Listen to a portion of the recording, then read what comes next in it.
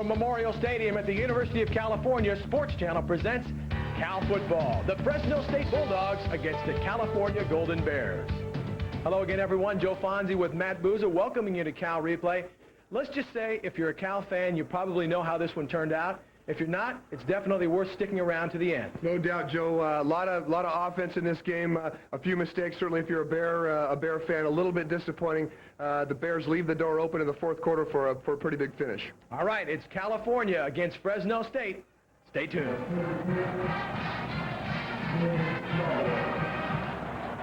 Memorial Stadium with grass, a sight that hasn't been seen here since 1980 as the Bears and Bulldogs play in their first ever meeting.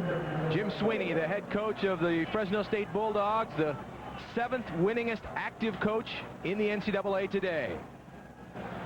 And Keith Gilbertson, I don't know, Booz, if you can say this is a must-win in the second game of the season, but if there is such a thing, this is it for the Bears today. Well, Joe, he's very concerned about the self-image that this team has of themselves. You know, you work all off-season, you have a great fall camp, and then you have a game against San Diego State where you lose and you don't play that well. He's concerned right now about how the Bears feel about themselves. Yeah, I certainly think, you know, these are two non-conference games, San Diego State and Fresno State, a couple of WAC teams. The image thing has something to do with it. Obviously, there's nothing lost if you lose to these two games in terms of the conference race. But, boy, in terms of any kind of momentum that you try to build for the start of the conference season, you just don't want to start out with two losses as the Bears did last year. Certainly, and momentum in football, I mean, you can't play this game half speed. You've got to go out and make things happen. If you start thinking and hoping you don't make a mistake, that's just not the way you play football. The Bears have won the toss, and they will receive in their first home game here on grass since 1980. And an interesting thing about the last home game here, it was a win by Cal over Stanford. Matt Boozer was playing in that ball game. Joe, I can't believe 15 years ago. I mean, how quickly time goes by, but it was we ended on a good one, and the following year when you saw AstroTurf here, it just didn't look right, so it's good to have grass back here at Cal. Well, it's often been said that this is one of the most beautiful settings in all of college football, and now the grass just enhances that and puts it up quite a few more notches. You could call this, you could put this right up there with any place in the country, I think. No doubt about it. Great day today, too. You couple that with winter field up there that the Bears now have to practice, and bottom line is I think you got fresher legs on Saturday. Fresno State will kick off. Armin Turgenev will kick it off for the Bulldogs. Gerard Cherry there will be back deep for California along with Kevin Devine. Turgenev kicks off for the Bulldogs, and then they have someone else who does their place kicking. That's Johan Lassan. But we are about to get underway in the first game at Memorial Stadium played on grass since 1980. Wobbly kick is taken and rolls out of bounds, and that'll be a penalty. Cherry wisely staying away from the ball there at the 5-yard line, and we'll get a look at the California offense to start things out.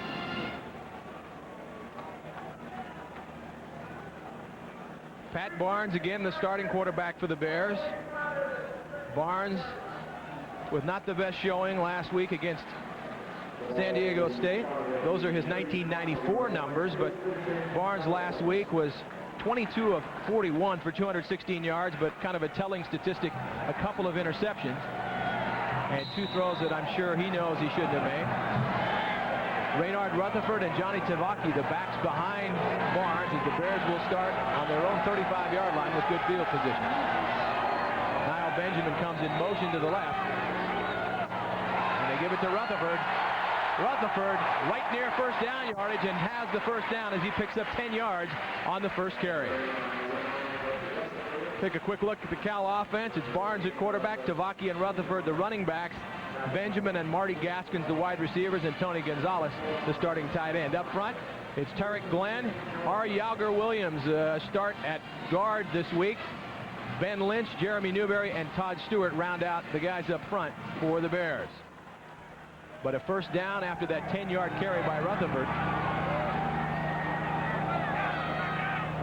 Cal running now from the I formation. And Barnes to pass. Over the middle, incomplete, as he had Gonzalez, but Gonzalez unable to hang on to that ball that was a little bit behind him. Here's the defense for the Bulldogs. The guys up front, Robinson, Neal, Sargent, Kasner, Love, Smith, and Gass, and a couple of all-name team nominees there. And the guys in the secondary, Woody Green, Marlon Jackson, Omar Stoutmeyer, and Steve Wilson. That last pass, Booze, one that, you know, if you're Pat Barnes, you want to complete that for some confidence, and he threw it behind Tony Gonzalez. Can get the ball to Tony Gonzalez a little bit more frequently. Last week, Tony Gonzalez looked very good. I mean, it was really the first time I've seen in the year and a half he's been here where he's really involved in the offense, and a little bit behind there, an easy zone throw. Pat's got to make a little bit easier on the receiver there. Well, even if they would have completed that pass, it wouldn't have counted because the Bears were called for holding, and that backs them back up to the original line of scrimmage to their own 35-yard line where it's 1st and 20.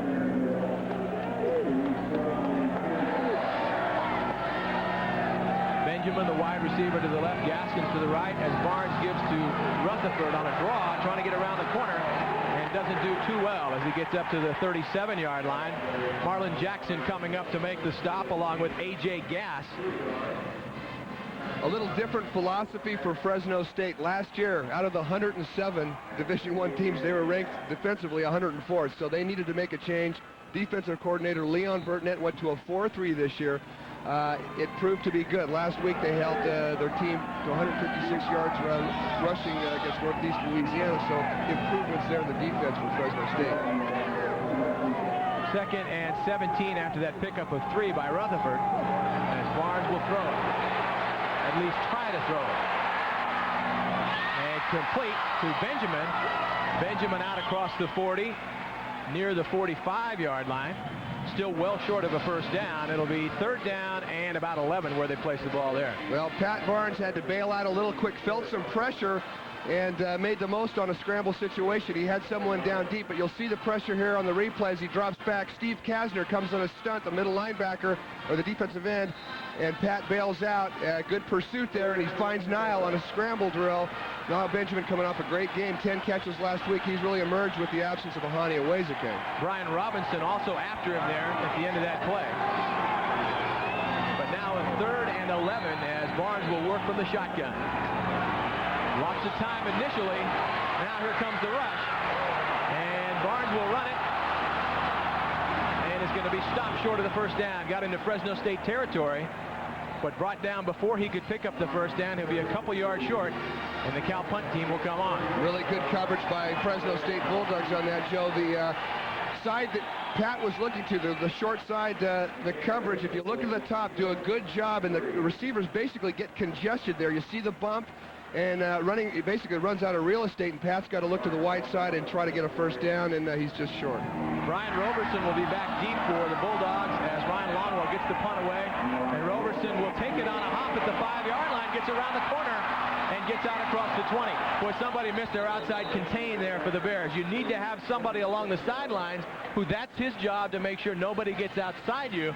I don't know who it was on the Bears punt coverage, but that can't happen. You're right, Joe, and Roberson is a very explosive guy, and you get down there with great defensive coverage. You cannot let that happen. Starting quarterback for Fresno State, Jim Arianes.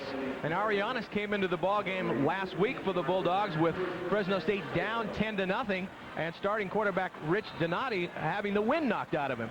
Kind of a Wally Pipp situation as he came on and led the Bulldogs to a victory, and he gets the start here this week. Look at this set. 5 wide receivers for the Bulldogs. No one back in the backfield with Arianes, who keeps the ball and will go down.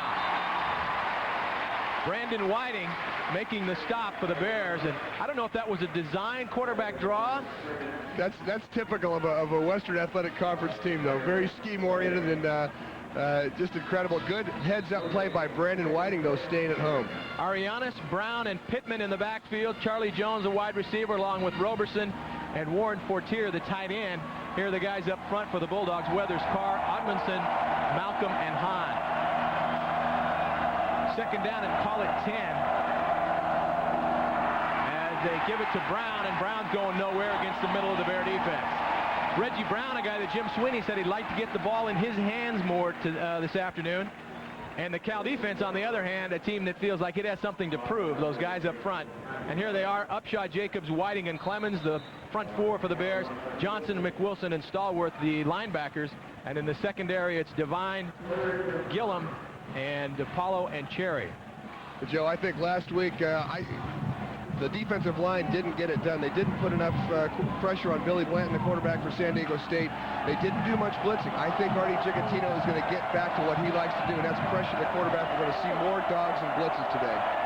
3rd down and 9. Arianis throwing over the middle, complete, and that'll be good for a first down. Jaheed Arnold making the reception, and that's the kind of play that hurts you on 3rd down and long as the Bulldogs make the completion and convert for the first down. Well, he's got plenty of time. They bring Andre Rhodes on the outside and a little dog, but he makes a big completion here. These receivers for Fresno State are dangerous.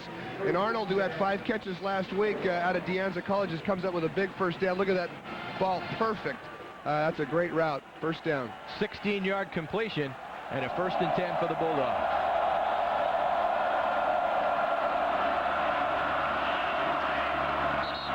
Some motion along the offensive line for Fresno State.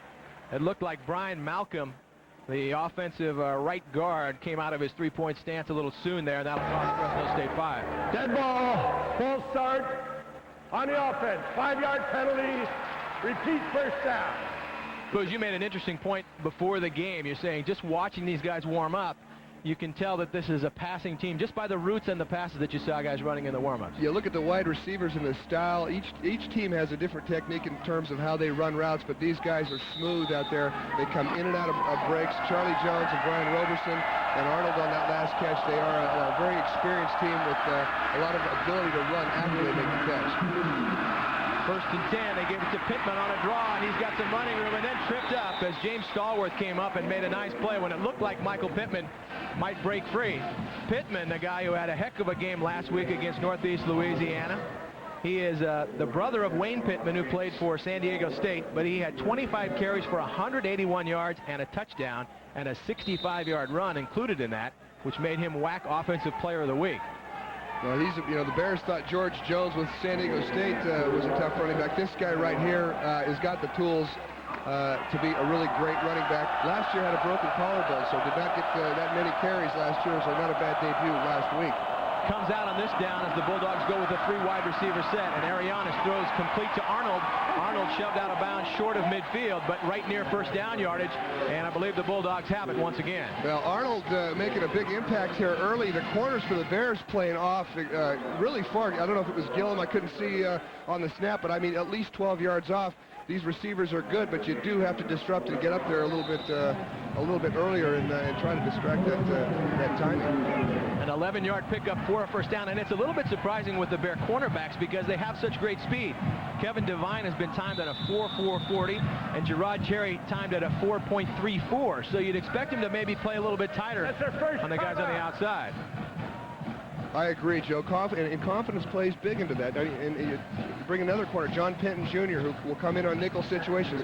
Great speed in the defensive backfield, but guys aren't hitting people back there, and you got to make receivers pay for it if they're going to catch these balls.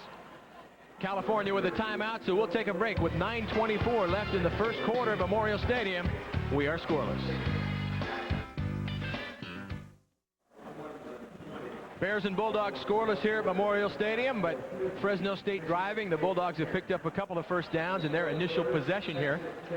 And Booz, if there's one thing that was, I think, most surprising about last week's game against San Diego State, wasn't that the Aztecs won the game, but that the Bear defense looked so overmatched against the Aztecs. They really did. They didn't get any pressure on Billy Blanton, and they looked flat. They were on the heels the whole game. The Bears show blitz, but then back off as Arianis throws long downfield and incomplete.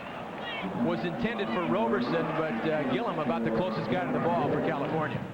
Arianis really trying to thread the needle there for a little corner route for Roberson, and the Bears had it defensed really well. Cherry dropped back off, and the safety came over, and there was just too small of a lane to thread it in there. A little bit more about Arianis. As we said, he's a JC transfer from LA Valley College. And he came in when Richie Donati went out with he got the wind knocked out of him last week in the second quarter, and Fresno State trailing 10-0. Well, Arianis brought the Bulldogs back and got him a win, and he gets the start here today. Give it to Pittman, and Pittman going nowhere as the middle of the California defensive line had that one figured out from the start. Yeah, the defensive line of the Bears look a little bit more active today than we saw last week, Joe. They're just coming off the ball, and they're disengaging and making, you see here, the bottom, watch Andy Jacobs will come across the line here, little trap play, and he's back in the backfield along with Brandon Whiting, Wayne Clemens for a loss there.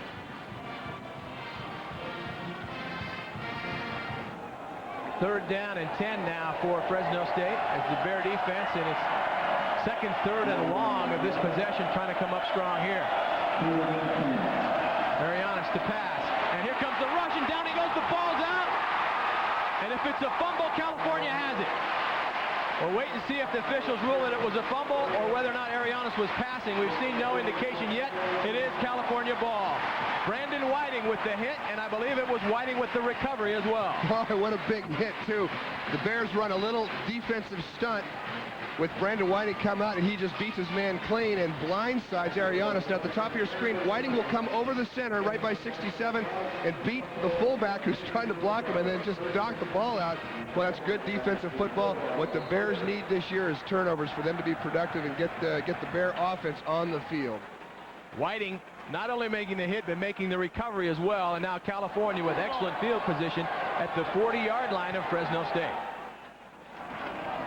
Pitch it out to Rutherford. Rutherford around the corner. 35, knocked out of bounds at the 32-yard line. So a good chunk of yardage for California there. And rushing is the key for Cal. When the Bears have rushed for 150 yards or more, they are 27-3-1. When they haven't, 7-22. So that is the key for California. There's Renard, and he had a pretty productive game last week, catching the ball, but not so much running the ball. They've got to, it could be a little bit of running back by committee with Tarek Smith and the explosiveness he showed. So look for both of those guys. Rutherford trying to go the right side this time, and he'll be stacked up short of the first down. That time the Bulldogs had that play well defensed, and it'll be a 3rd and short for California.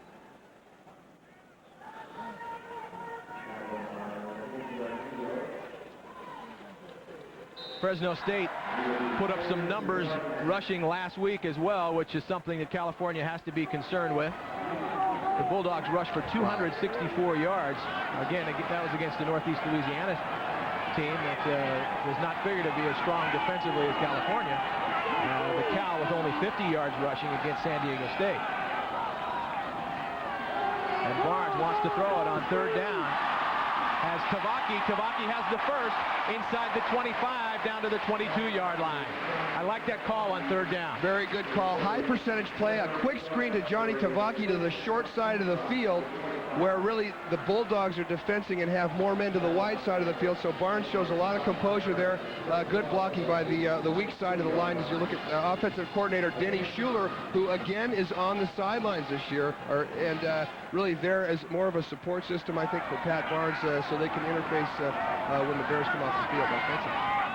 10-yard pickup and movement along the line. I believe one of the Fresno State players made contact, which would cost the Bulldogs 5. Did you say he can come over and interface along the sideline? Yeah, interface. But I got to select my words very carefully with you, Dr. Fonzie. Encroachment on the defense, 5-yard penalty, 1st down. That's if it was a good series, it's interface. If it's a bad series, it's in your face. Exactly. Well, Booz, I'm going to learn a lot this year, I can tell, vocabulary-wise, by hanging out with you on Saturday afternoons. Last week we had, what was the word? Well, offensive line will work in synchronicity. Synchronicity. Yeah. 1st down and 5 for California, moving deeper into Bulldog territory. Fresno showing blitz, and they give the ball to Tarek Smith, who's in for the first time, and he has a good pickup down inside the 10, where it'll be a 1st and goal for California. Looked like the Bulldogs may have been offsides, so they're bringing the safeties up. Now the Bears saw this last week, 8-man fronts, extremely tough to run against, but the Bears set themselves up by not being able to get positive yards on 1st and 2nd downs. Offsides is the call against Fresno State, so California will decline the penalty. And Tarek Smith, one of the few bright spots offensively for Cal. On the defense, penalty is refused. 1st down. Let's take a look at this hole, because I tell you, Tarek Smith with 4.35, 40 speed, if you give him a crease, he can explode. And you get him in the defensive backfield, he can flat outrun people. 7.7 yard average last week in his 7 carries. Right end and right tackle on this side. Right now, first and goal for California just inside the 10. Barnes on a mixed-up play, but pitches the ball out to Rutherford, and he'll get back to the line of scrimmage. That's all. Now, these are the areas, again, you're down in the so-called red zone. You got a first and goal at the 10, and you just can't afford a miscommunication on an offensive play like that. One of the points Coach Gilbertson made this week, hey, against San Diego, had 7 possessions inside the 30 and equaled out to 9 points. That's not going to cut it, and the Bears have got to cut the mistakes out when they get into this red territory down here close to scoring position. But I believe we're going to have a penalty call here go against California. Well, you know, the Bears ran the option. It looked like an option play was developing there, and things just didn't get off, and Barnes pitched the ball out to Tavaki. Holding on the offense, 10-yard penalty from the spot of the foul. Repeat first down. Well, the Bears bring in Sean Bullard for a 2 tight end set here, so it'll be interesting what they do. If they can get, you know, for 2 tight ends, these guys can run down the field, and we're right at the point here where you can get the ball down the field because you have enough room to work. Ball backed up to the 23-yard line now where it's first and goal.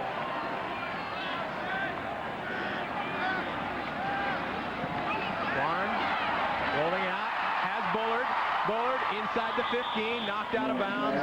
They'll mark it at the 12-yard line, so a good chunk of yardage on first down there for Cal, an 11-yard pickup, and it'll be second and goal. Personnel-wise, Joe, for Fresno State, with them going to this 4-3 defense, they've basically put outside linebackers that have been converted safeties. They're a little undersized, so I think there's a big advantage for the Bears at the tight end position to do little plays like that where they can work against smaller safety types.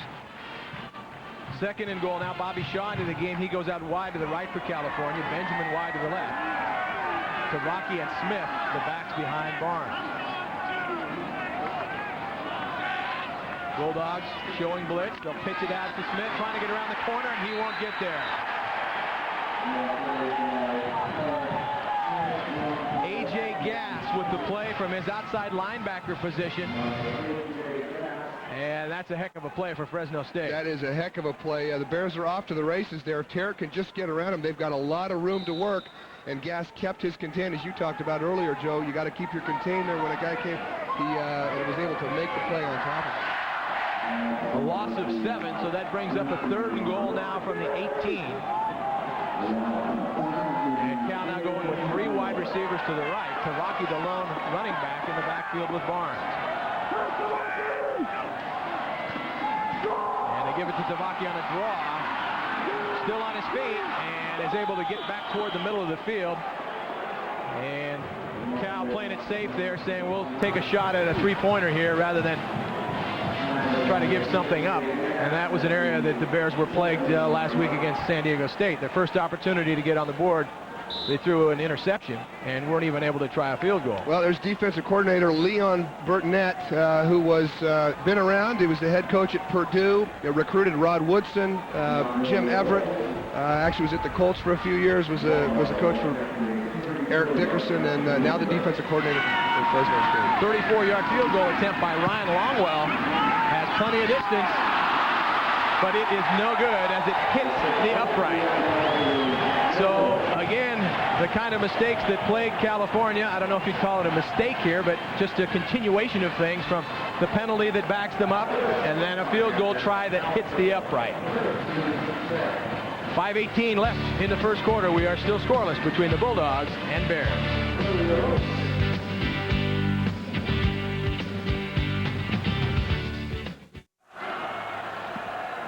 Fresno State on first down, gives it off to Pittman, and Pittman not going very far, as gets maybe 4 yards actually on first down, but the Bulldogs got pushed around the field a little bit there by the Cal offense, but were able to rise to the occasion when they had to, and then force a field goal attempt by California that's no good. And that's one of the problems. You keep these guys in the game as you look at the numbers from Michael Pittman, 1994.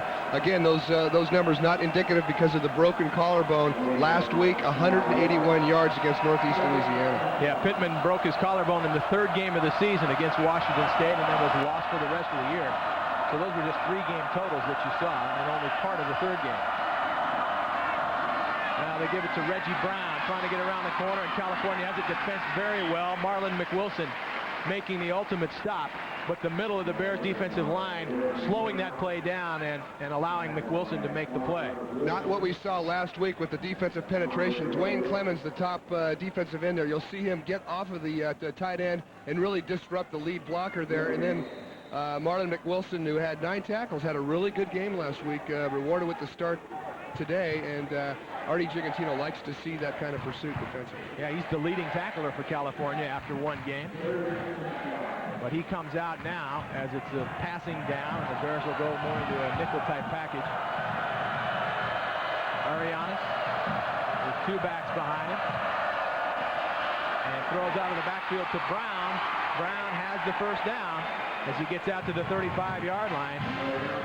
Penton and Cherry on the stop, but not before the Bulldogs pick up a first down on a 10-yard play. Well, you got a fullback coming out of the backfield. Gerard Cherry at the nickel back, basically at the linebacker position, doesn't quite get out on Reggie Brown quick enough. Brown, who's more of the fullback type, big load guy, still is able to pick up some good yardage there. There's Artie Gigantino, defensive coordinator. First and 10 now for the Bulldogs on their own 35-yard line. Brown and Pittman, the backs behind Arianes. California showing blitz, but backs off.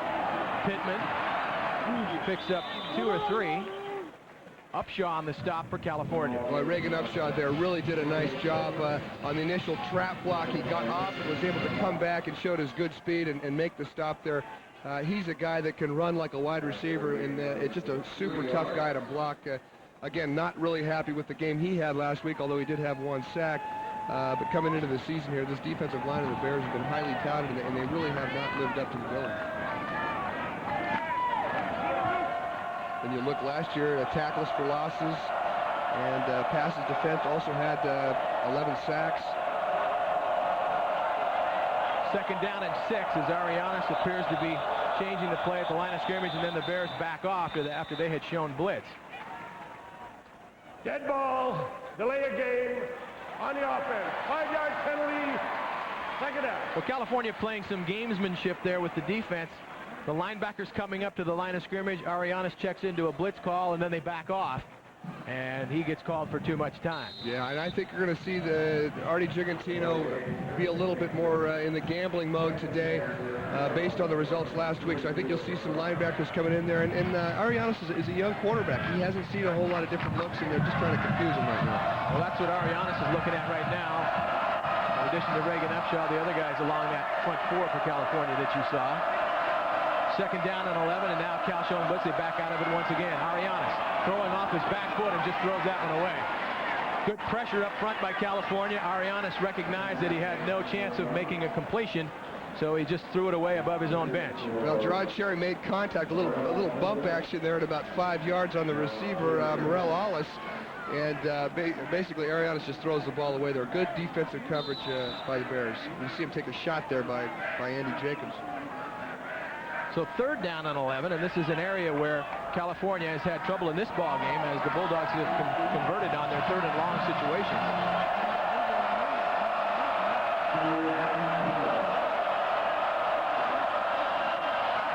Arianes to pass over the middle and incomplete as he wanted to go to Arnold, but that pass was a bit behind him, and the Bears got good pressure with just the front 4 that time. And that'll force the Bulldogs into a punting situation. Well, Reagan Upshaw does a great job of really pressuring, and here's a little ISO. Arnold on Gerard Cherry, a little cover 2, and he funnels him inside, just like he's taught, goes back to his zone. Ball's behind Arnold a little bit, and that is a result of the pressure by Reagan Upshaw. Jeff Roberts with a 34.5 average per kick comes in for Fresno State's first kick, and that's a low kick. California would be wise to just get out of the way, and it hits one of the Fresno State defenders, Omar Stottmeyer, in the back of the leg, and California will have excellent field position after a 32-yard punt. 1:46 in the first quarter. We are still scoreless. Well, last week for California was a case of missed opportunities in the first quarter. The Bears hoping that that is not the case here as they get the ball with pretty good field position once again. Barnes to throw it on first down. Rutherford out in the flat, trying to get around the corner, gets out across to the 40-yard line. And Joe, that's the kind of pass that will give a quarterback that is lacking a little confidence, some quick completions, and he just dumps it right back, gets back. Rutherford gets the ball, and the key thing here, Renard is able to break that first tackle as A.J. Gass comes up and breaks that right there. Good, strong leg work, and picks up some good yardage here where the Bears are faced with the second and third. That's great situation for the Bears offense. Second down and 4. It was Marlon Jackson who finally ran him out of bounds. And now Tavaki trying to get first down yardage, and he looks like a man possessed all of a sudden. Right. His wide receiver now, Benjamin, trying to make a good block there, and boy, that was a big hit there by Tavaki. Tavaki picking up first down yardage. He just came out there with some purpose, it looked like, on this run. They say he dropped 10 pounds, boy. Last year, that was a big hit. As you can see, he comes to the wide side of the field, and there, Gass again gets the hit on Rutherford. Now Benjamin trying to engage and make a nice block there. Boom. They'll show that one in the films back and forth. And now Smith comes in, replacing Rutherford, and Smith gets back to the line of scrimmage. That's about all. Stottmeyer finally finished him off. You get an idea even there, though, how elusive Tarek Smith can be. And when you've got great speed like that, sometimes you have a tendency to go east and west instead of north and south. You got to hit those holes quick. But Tarek, no doubt, if he gets around the corner, he's gone. Actually picks up a couple of yards on the play, so second down and 8. Benjamin going out wide to the right, and Gaskin wide to the left.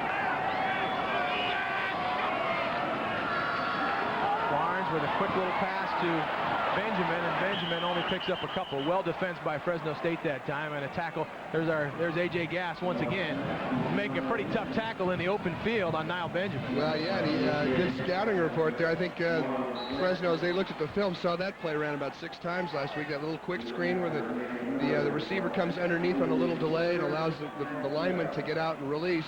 But again, we talked about Niall Benjamin really stepping up, I think, last week, and with the 10 catches with the absence of Ahani Wezike, really had a good game. 3rd and 7, but the Bears will not get a playoff here as the first quarter comes to an end.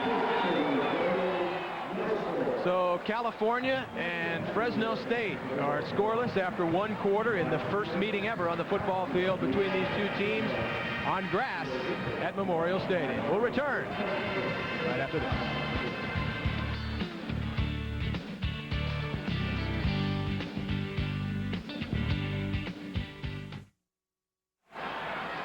Third and 7 situation for California as we start the second quarter. The Bears at the 49-yard line of Fresno State. Scoreless first quarter. California moved the ball offensively, but the Bulldogs were able to stiffen when they had to. And now a 3rd down and 7 for the Bears here. 2 wide receivers to the right as Barnes works out of the shotgun and throwing long downfield and incomplete. And there was bumping going on down there, but no penalty. Marty Gaskins, the intended receiver. And Joe, the Bulldogs brought the proverbial kitchen sink there, bringing all the linebackers and the safety. Barnes read it and just threw to his hot receiver. You'll see a lot of pressure on the top of the screen, and then the safety comes up late through the middle. Bears pick it up nice, but Pat throws it just in the outstretched arms of Gaskins there. Good coverage by Steve Wilson, who's probably the best cover guy for the Bulldogs. Ryan Longwell gets off a booming punt that will go into the end zone and be a touchback. The bad news for Cal is they would like to pin the Bulldogs down inside the 20. The good news is they got the punt off without incident. Stay tuned to Sports Channel as coverage of Pac-10 football continues when the Stanford Cardinal battles the Utes of Utah. That's at 8 p.m. Don't miss the action only on Sports Channel. The Utes, isn't that a line in a Joe Pesci movie? The Utes. You know, Utah, they're talking about the new grass here, is working with a kind of a hybrid grass I've read about, where they've got AstroTurf about 8 inches below what is grass. It's kind of a hybrid. That's going to be interesting to see how that thing works out. Well, it's such an encouraging trend that college football is going away from AstroTurf and going back to grass in so many stadiums. A number of stadiums in the Big Ten have switched back to grass. Tennessee went back to it last year. As Arianes will throw on first down, had the pressure and in and out of the hands of his intended receiver. That was Charlie Jones, who gets his first action of the afternoon. Well, he's a first-team all-WAC receiver from last year. Comes into this game with a lot of accolades between him and Brian Roberson. A lot of fear. I know that the Bears defensive staff was concerned about the productivity these guys could have. One thing Charlie Jones does, he can run after the ball, and you look at the numbers these guys posted last year, is they do have a tendency to drop the ball a little bit. You know, Coach Jim Sweeney was a little concerned these guys are getting lax. There's no doubt they can make the big play, though. That was the number 3 tandem in the NCAA last year, those two guys, Roberson and Jones. Ariana's now on second down and has the receiver this time complete out to the 25-yard line, still on his feet is Jones. And some pretty good popping going on down there. We see a flag down, and 3 wide receivers set on that, Joe. Linebacker over Charlie Jones. Jones runs a little delay route underneath. What that says is the Bears are just going zone, but you can see from Jones breaking a couple tackles, he's got some big playability. Well, Jim Sweeney said about his wide receivers, they can make the plays with anyone. They have just as much speed. His only concern is their size. Jones only goes 5'10", and Roberson goes 5'10" as well, both in the 170 to 175 pound range. So you will take a beating week after week when you're that size. Holding on the offense, half the distance from the spot of the foul. Repeat, second down. Well, maybe Fresno State's getting a little taste of this defensive line, a little concerned about the depth and the pressure that they're getting up the field and pressuring Arianes to get that ball off. So the Bulldogs get backed up where it'll be a second and 22 situation back inside their 10-yard line. And the Cal defense signaling to the crowd to get things going here.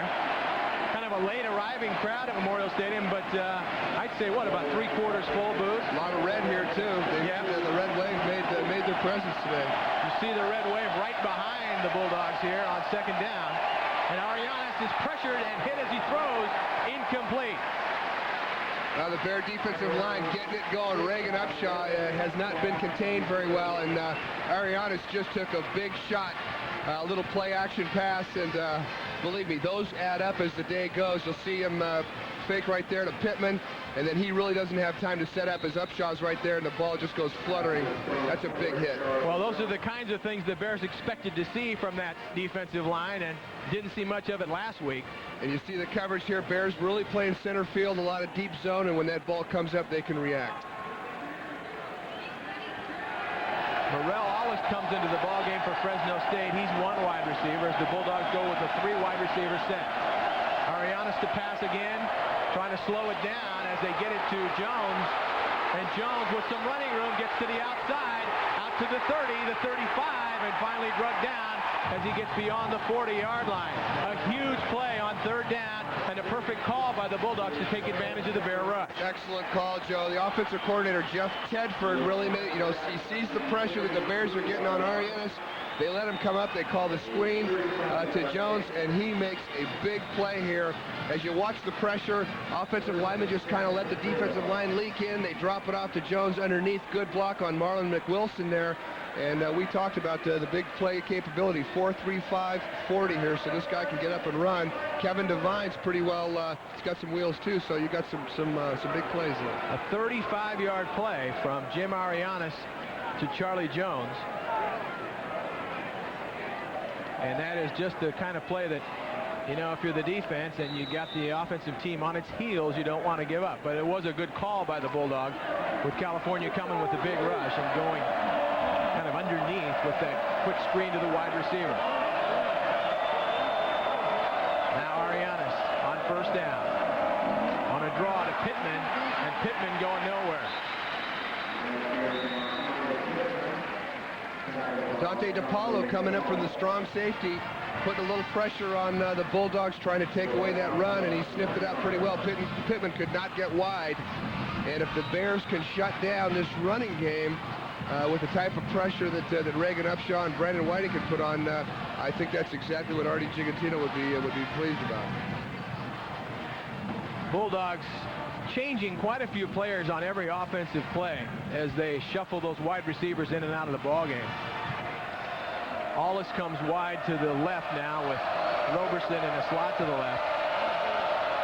And Arianes will throw it and incomplete as he wanted to go to Roberson. and it'll be a 3rd down and long. Well, 3 wide receivers. The Bears are still staying in their base defense with 4 defensive backs and just going with the zone concept where the linebackers get in. Really a pretty easy pass and catch on that play, but Arianos just misses the target. 3rd down and 11. Roberson comes out, and Arnold goes back in for him. But another big play here for the California defense.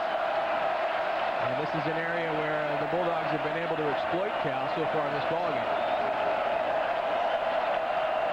Arianes wants to throw. Here comes the rush, and down he goes. Charles Gillum on a blitz, getting to the Fresno State quarterback. Arianes never had a chance on that play. A 9-yard loss, and it'll force a punting situation. Boy, I tell you what, big pressure from Reagan Upshaw. He looks like he came out of the starting blocks there, and you'll see him do the spin move there from the backside. Gillum comes on a blitz with the nickel group in, and a big sack there for the Bears. Roberts to kick it, and it's blocked. California blocks it. The Bears have the football. And down inside the 15-yard line where California will have it. So the Bears finally turn things around as the ball was picked up by Patrick Young, a reserve wide receiver. And the Bears finally turned the tables on another team. California had 5 punts blocked in 1994 and 1 last week. And finally the Bears get to a punter. Well, I tell you, the Bears have certainly put the excitement back into the special teams. And then this year, you see Patrick Young get in. Good pressure from the top of the screen. That ball comes off, and a couple of guys go for it. Young ends up with it. And I think he's so excited to have the ball here, he kind of just trips up. But nonetheless, big turnover for the Bears. Bobby Shaw gets credit for the block. And now the Bears with excellent field position at the 13-yard line. Barnes changing the play.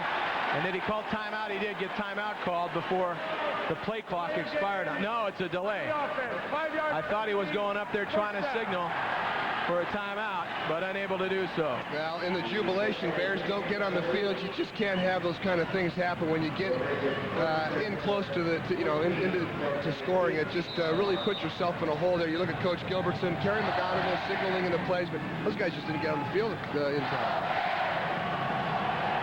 So now Cal with a 1st and 15 situation. Tavaki and Rutherford, the backs behind Barnes. Going nowhere. Barnes lucky to get back to the line of scrimmage. Well, I just don't like that play at all, Joe. We saw it a couple times last week, and you're taking a guy who, is not the best runner in your squad, and you're forcing him to, obviously they're going to defense the running backs, and he ends up, you get your quarterback in a compromised situation. Tough play, I think, in here. So 2nd down and 15 as they lose, or they get back to the line of scrimmage, and that's all. Again, Tavaki and Rutherford, the backs behind Barnes. This time he wants to throw. Time to look things down over the field. Has a receiver. Touchdown, California. Marty Gaskins with the catch in the end zone, and the Bears have the lead.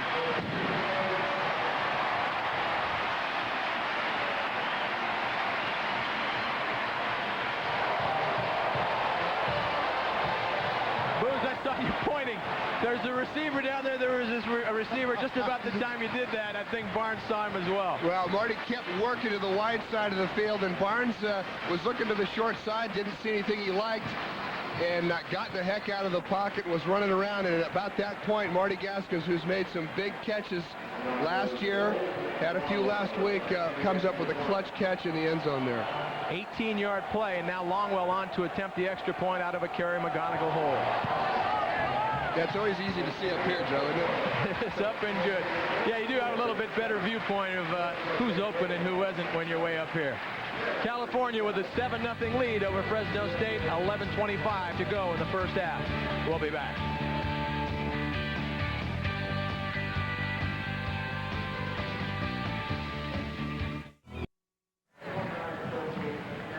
Folks on Cheapskate Hill with a chance to celebrate California's 7-0 lead, and two impressive things about that, Booze. One, the fact that the Bears were able to make a play on defense, get the offense the ball deep in Fresno State territory. Then after the 5-yard penalty, Cal still able to come back and get in the end zone. Showing some poise, and Pat Barnes showing some poise, really the first time this year outside of the pocket and making a good decision, picking up Marty Gaskins.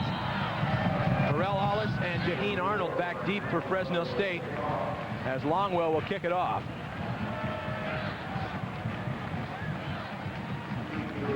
And giving the folks here at Memorial Stadium something to be excited about, as Cal takes a 7-0 lead on an 18-yard pass from Pat Barnes to Marty Gaskins.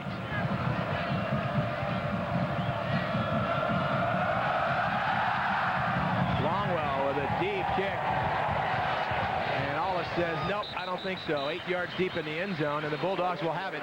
1st and 10 on their own 20-yard line. Now, the encouraging thing from, offensively for the Bears, you struggled last week, but you really do see some progress today.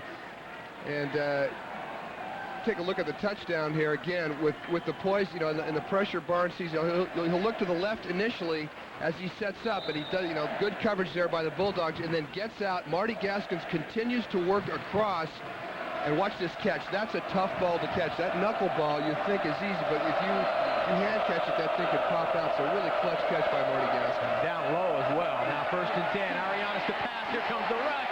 The Bears after him, and he throws incomplete.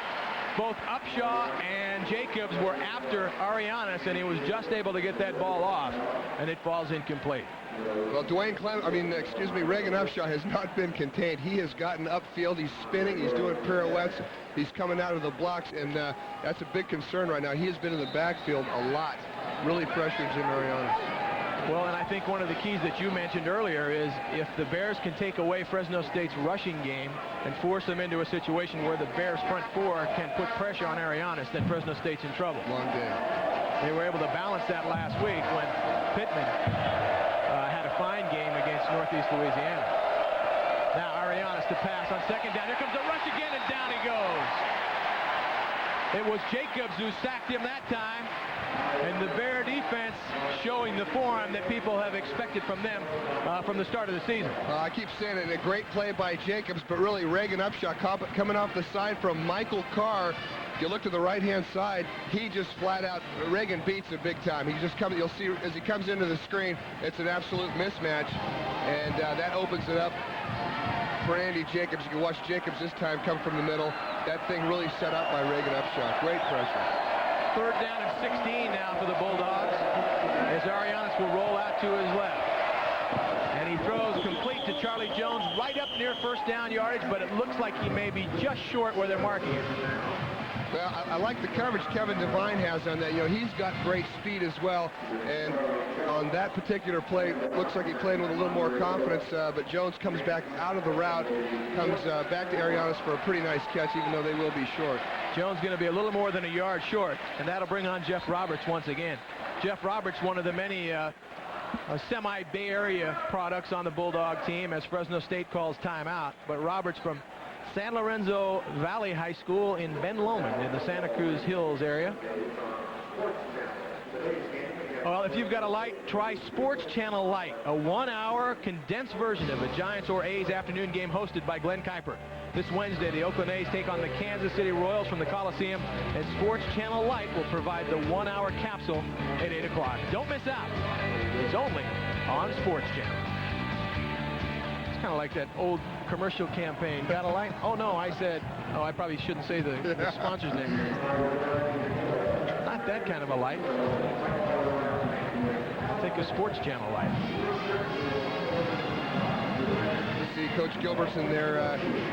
Got to be hoping that maybe now Benjamin can get this punt. Certainly he's got the ability to make something happen as you look at Dwayne Clemens there, 54. But the Bears coming out of the chute a little bit more impressive today than last Saturday night. And as we said at the beginning of the broadcast, this is a big game for California. It's a non-conference game. Nothing's lost as far as the Pac-10 race is concerned, but they've made quite an effort to get people back interested in football in California with the new turf, trying to get people to come out here to Memorial Stadium. And it's tough to do that when you start out of the chutes 0-2. And now Fresno State going to go for it on 4th down and short. Arianes gives it off. And a first down as Pittman gets around the corner to the 41-yard line. Again, we talked about outside contain, and that was lost on that play for the Bears. And I think Cal just a little bit confused as the Bulldogs came out very quickly and decided to go for it there on 4th down. Well, Louis Major, the fullback, just makes a fantastic block on Andre Rhodes here. Watch this block, just cuts his feet out, and there goes your contain. Pittman's got too much speed. Good play calling, a little gutsy there by Coach Sweeney. Boy, this early and that deep in his own territory, but it paid off. And now on 1st and 10, Arianes pressured and somehow gets the pass off incomplete. A couple of Bears probably going to be kicking themselves if they didn't knock him down on that play. Upshaw in there, Whiting as well. And somehow Arianes able to escape and get the pass off, but it goes incomplete. And boy, look at Sweeney. Yeah, I don't know if he's yelling at his offensive line or the referees, but Arianes had tremendous pressure, and he shows some poise staying in the pocket here because he's got his tight end, Warren Fortier, open big time down the middle, and he hangs in there. You see Brandon Whiting all over him, and he's getting some heat there. 2nd down and 10. And they give it off to Brown on a draw. Brown is going to be near 1st down yardage as he gets into Cal territory just across the 50. They'll mark him a little less than a yard short.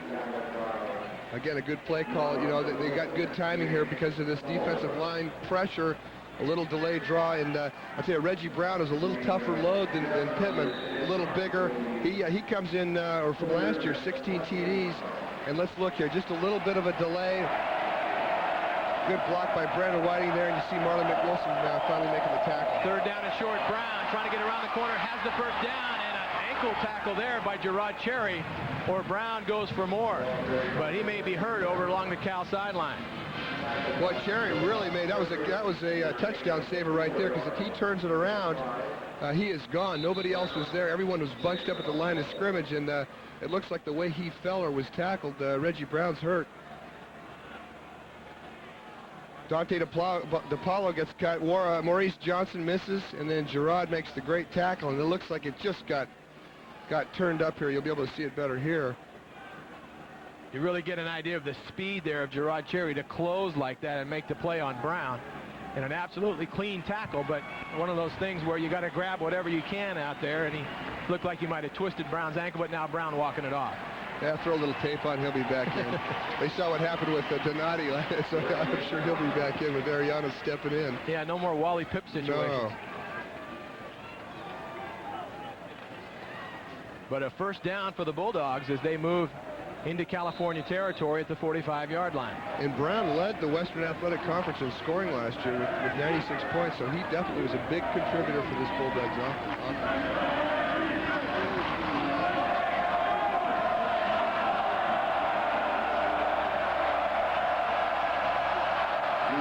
Louis Major into the game replacing Brown, but the ball goes to Pittman, and Pittman goes down. Andre Rhodes with a big hit and a loss. And the Bulldogs have not had much success running on 1st down against California. Boy, he wasn't accounted for, came through, and a big-time hit there. That's the kind of hit that will get the defense fired up. And watch Rhodes here, just comes right through that guard tackle gap, and boom, Pittman doesn't have anywhere to go, doesn't even get to the line of scrimmage. And there's Rhodes, bright future, stepping in for Jarrett Willard, who's now with the Kansas City Chiefs, but a lot of talent, a lot of great lateral speed, as Jarrett Willard had, and nice tackle that last drive. 2nd down and 12 for the Bulldogs. Arianes to pass. Got a screen set up again to Pittman. Pittman with some running room to the 40, 35, and then finally run out of bounds at the 28-yard line of California. So again, the good play call by the Bulldogs against the big rush for the Bears. One thing Fresno State does a great job of, their offensive linemen, when they get out in space, they make good blocks. They don't just get out there and run into nowhere, and that enables Pittman to get out there. Again, the pressure, you see a strong safety blitz by Charles Gillum, who gets picked up. Arianes has got time, drops it off. Now watch these guys come out here. 61 Michael Carr, great block, and little juke there. Cherry goes outside, and that's a big play. 20-yard pickup for the Bulldogs as they now have it at the 28-yard line of California. And Arianes to work from the shotgun, and whistles blow.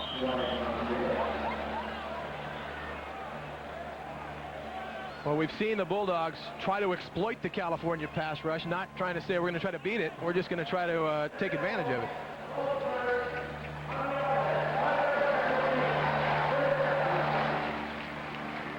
And I think that's a wise decision by that man, as he said Tuesday in his press conference when he meets with, actually on the phone with Bay Area reporters, that man for man, the Bulldogs can't match up with California.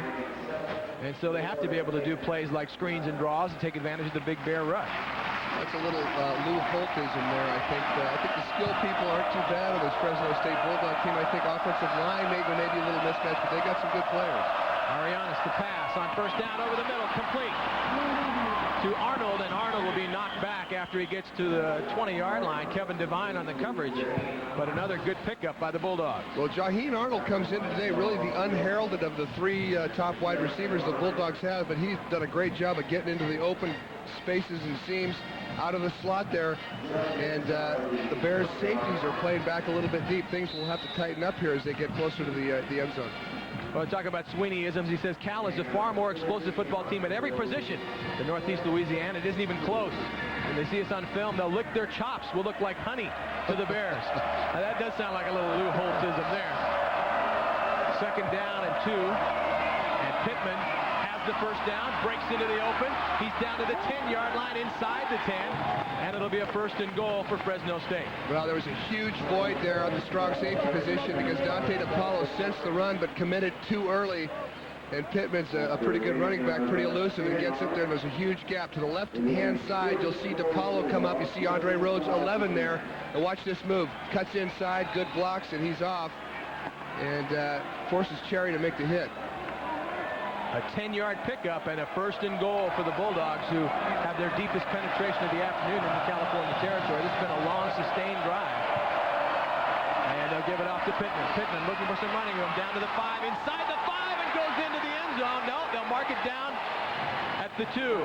He tried to stretch it out at the very last there, but they'll mark him down at the 1-yard line, where it'll be second down and goal. Well, he really had great help from the left guard, who pulls out Michael Carr. And if you watch on the right-hand side of your screen, 61 and Reggie Brown make good lead blocks and seal blocks. You see Stallworth getting kicked out. That's a great extra effort there. And it doesn't quite get in. Yeah, you could see his knee had touched before he got the ball in. But now, 3 backs in the backfield. And Brown up over the top and gets in for the touchdown. Reggie Brown, who a few moments ago left with a sprained ankle, or at least a twisted ankle, comes back into the ball game and goes over the top to make it a 7-6 ball game. Well, Fresno's playing with an awful lot of heart right now. That was an excellent drive, very balanced, mixed up with a lot of runs and passes. And as Brown hobbles up, you can see that ankle's bothering him a little bit, but you wouldn't know by that vertical leap there. Well, they made the Bears play honest, is what they did in that drive. Now, Johan Lassan will come in and attempt the extra point. And it's blocked. Now, California can return this ball. McWilson taking off with it. He can go for 2 points. He's only got to beat one man, but he's going to be dragged out of bounds. Holy cow. You saw the Cal coaching staff saying, move, you can score, and everybody looked like they were going half speed there. Well, the Bears saw that happen against them last year against Washington State. But California retains the lead at 7-6, 7-6, 6:41 to play.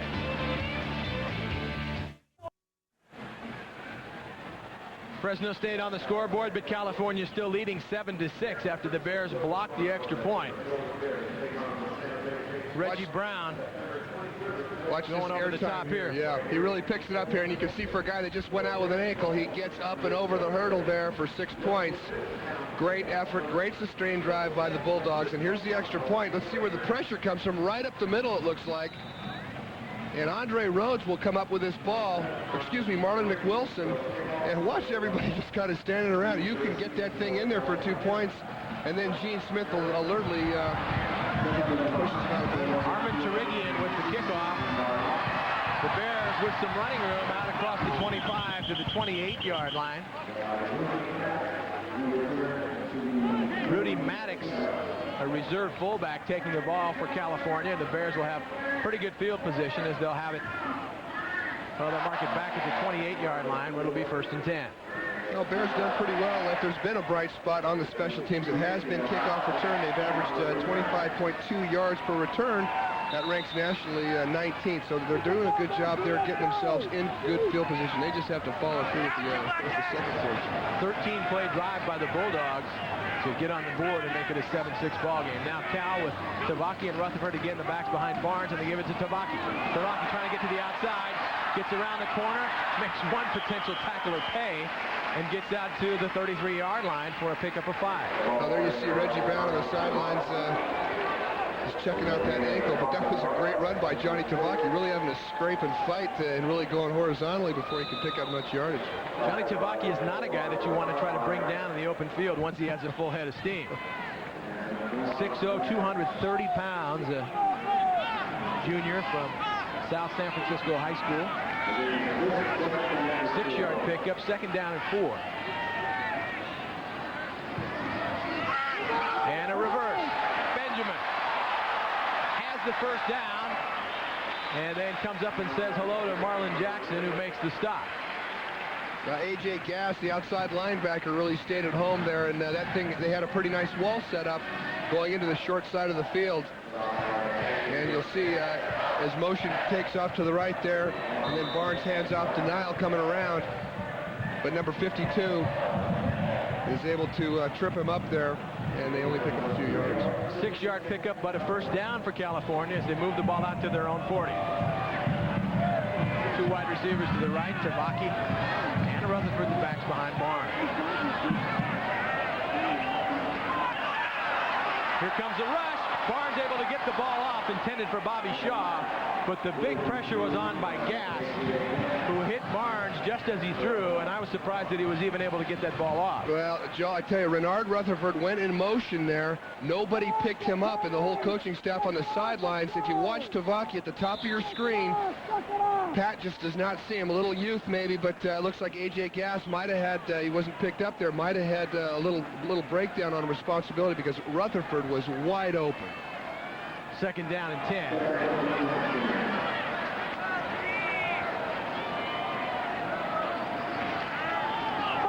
And on a draw, they give it to Rutherford, and Rutherford gets out to the 45. It'll be a 3rd and 5 situation.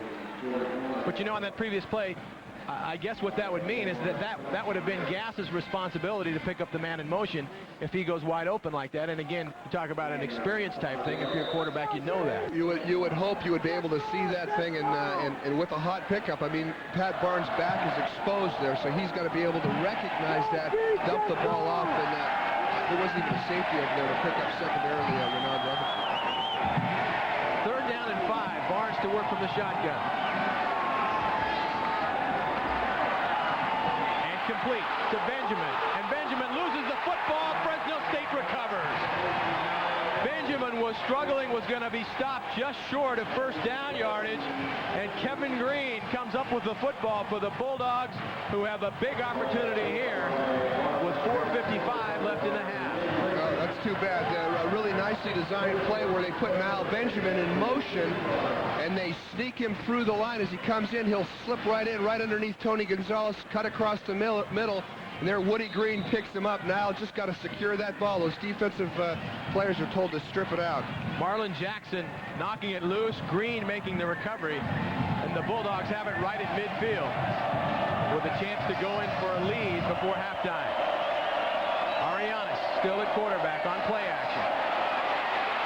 After him is Collins, and he throws back a throwback screen to Pittman. Pittman with running room, 40, 35, and finally knocked down by Maurice Johnson. But again, a good play call by the Bulldogs to take advantage of the California rush. Probably the most blatant hold I've ever seen. Alan Weathers, number 74 here. If the flags are down, I've got to assume it was a hold. Literally just had him by his shirt tail. And I think we can pick it up here at the bottom of your screen. Your left tackle, watch him there. You see Dwayne Clemens. Now, Dwayne will get off and watch that hold. Yeah, that is definitely, when you look it up in the dictionary, it says C. Cal versus Fresno State. Dwayne Clemens versus Alan Weathers. So no wonder that was such a good play call when you're holding people like that. On the offense, 10-yard penalty, spot of the foul, repeat first down. Now Weathers goes 6'4", about 310, matched up against Dwayne Clemens, who's about a 4'6", 40 guy for a 255. Little speed mismatch there. He's just doing the best he can. So it's a 1st and 25 situation. The ball marked all the way back at the 35-yard line of Fresno State. So now California in a position where they ought to be able to come with the rush here. Arianes throwing over the middle, complete to Arnold. Arnold is out to the 40 and then bent backward by DePaulo. But a great pickup for Fresno State as the Bulldogs pick up the 1st down, 28-yard completion on 1st down. Boy, Jaheen Arnold really does a nice job out of the slot, and the safeties are just back a little bit deep. But Arianes has got plenty of time, play action, which holds the backers in there and opens up that area. Nice hand catch there by him. And Gillum just a little bit deep, and he picks up a big 1st down here for the Bulldogs. 1st and 10 at the 37-yard line of California. Brown and Pittman, the backs in the eye behind Arianes. And Pittman is straightened up, and he goes nowhere. Evan Collins there along with Reagan Upshaw. And it'll be 2nd down for the Bulldogs after a loss of 3.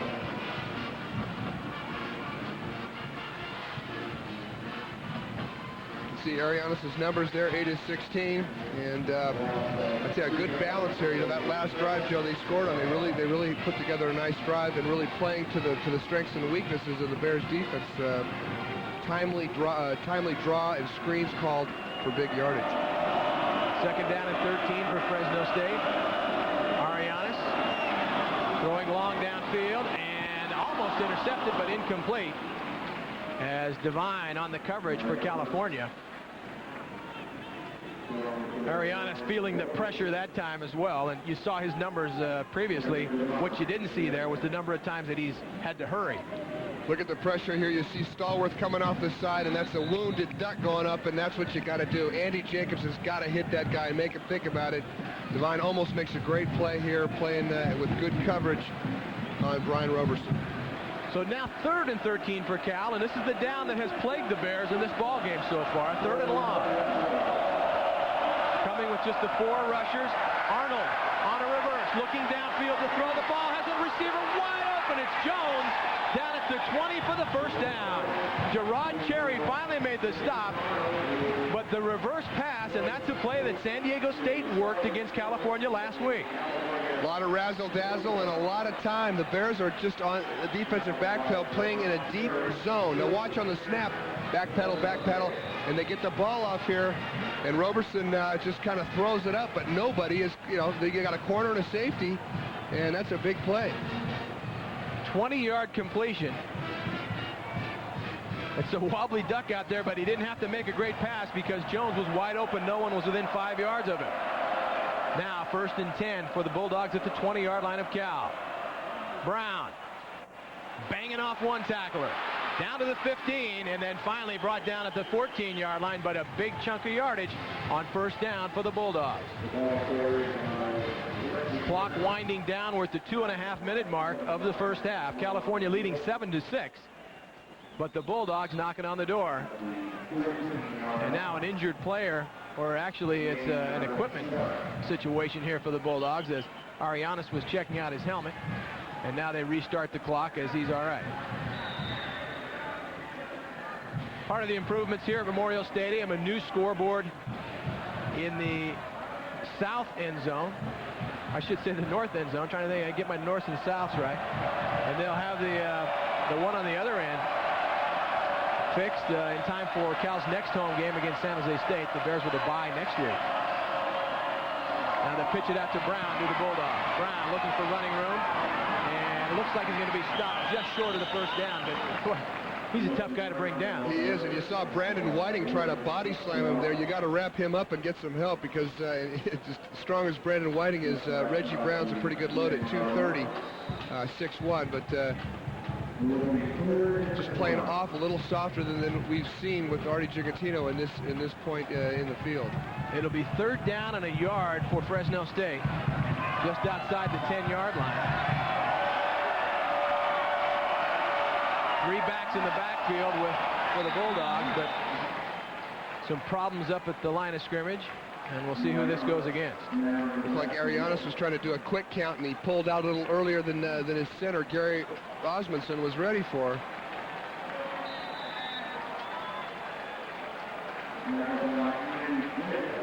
That's a big play for the Bears there. They go for the field goal. Well, I was saying it was third down. It was fourth down and 1. And that is a huge play for the Bears, forcing the Bulldogs into a field goal situation as you put it down at the 22-yard line for Johan Lyson. And the kick is no good as he shanked it off to the left. Johan Lyson misses an opportunity to give Fresno State the lead. And we talk about a couple of things in that sequence. One, the movement on the line on the fourth down, and then the missed field goal attempt. And California hangs on to a 1-point lead.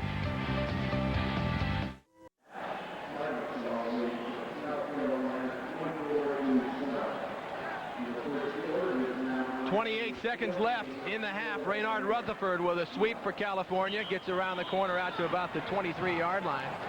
And the Bears obviously will choose to play it conservatively here as we will wind down the final ticks of the first half.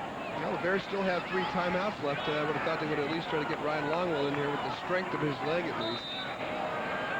But the Bears will escape the first half with a 1-point lead as they will not run another play here in the first half. So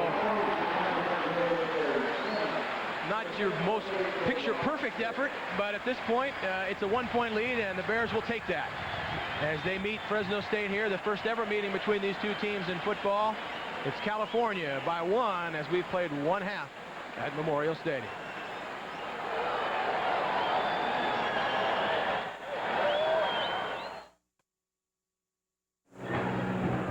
Halftime at Memorial Stadium with California leading Fresno State by a score of 7-6. Joe Fonte with Matt Booza. And Booza, I think we're seeing an example here of one team doing something very well and the other team doing something very well to counter that.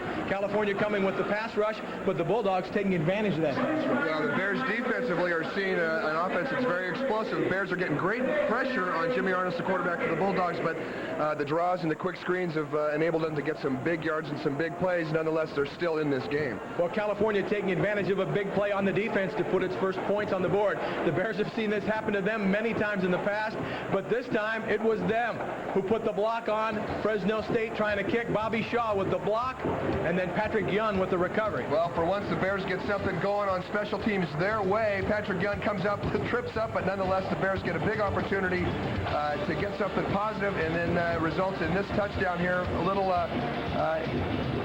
sprint out by Pat Barnes, who looks to the weak side, and this shows great poise, really sprint to the white side, and Marty Gaskins works and catches a pretty tough ball here for 6 points for the Bears. 7-0 Bears at that point. This is all in the second quarter. Fresno State then got on the board later in the second quarter when Reggie Brown went up over the top, but the Bulldogs missed the extra point, made it 7-6.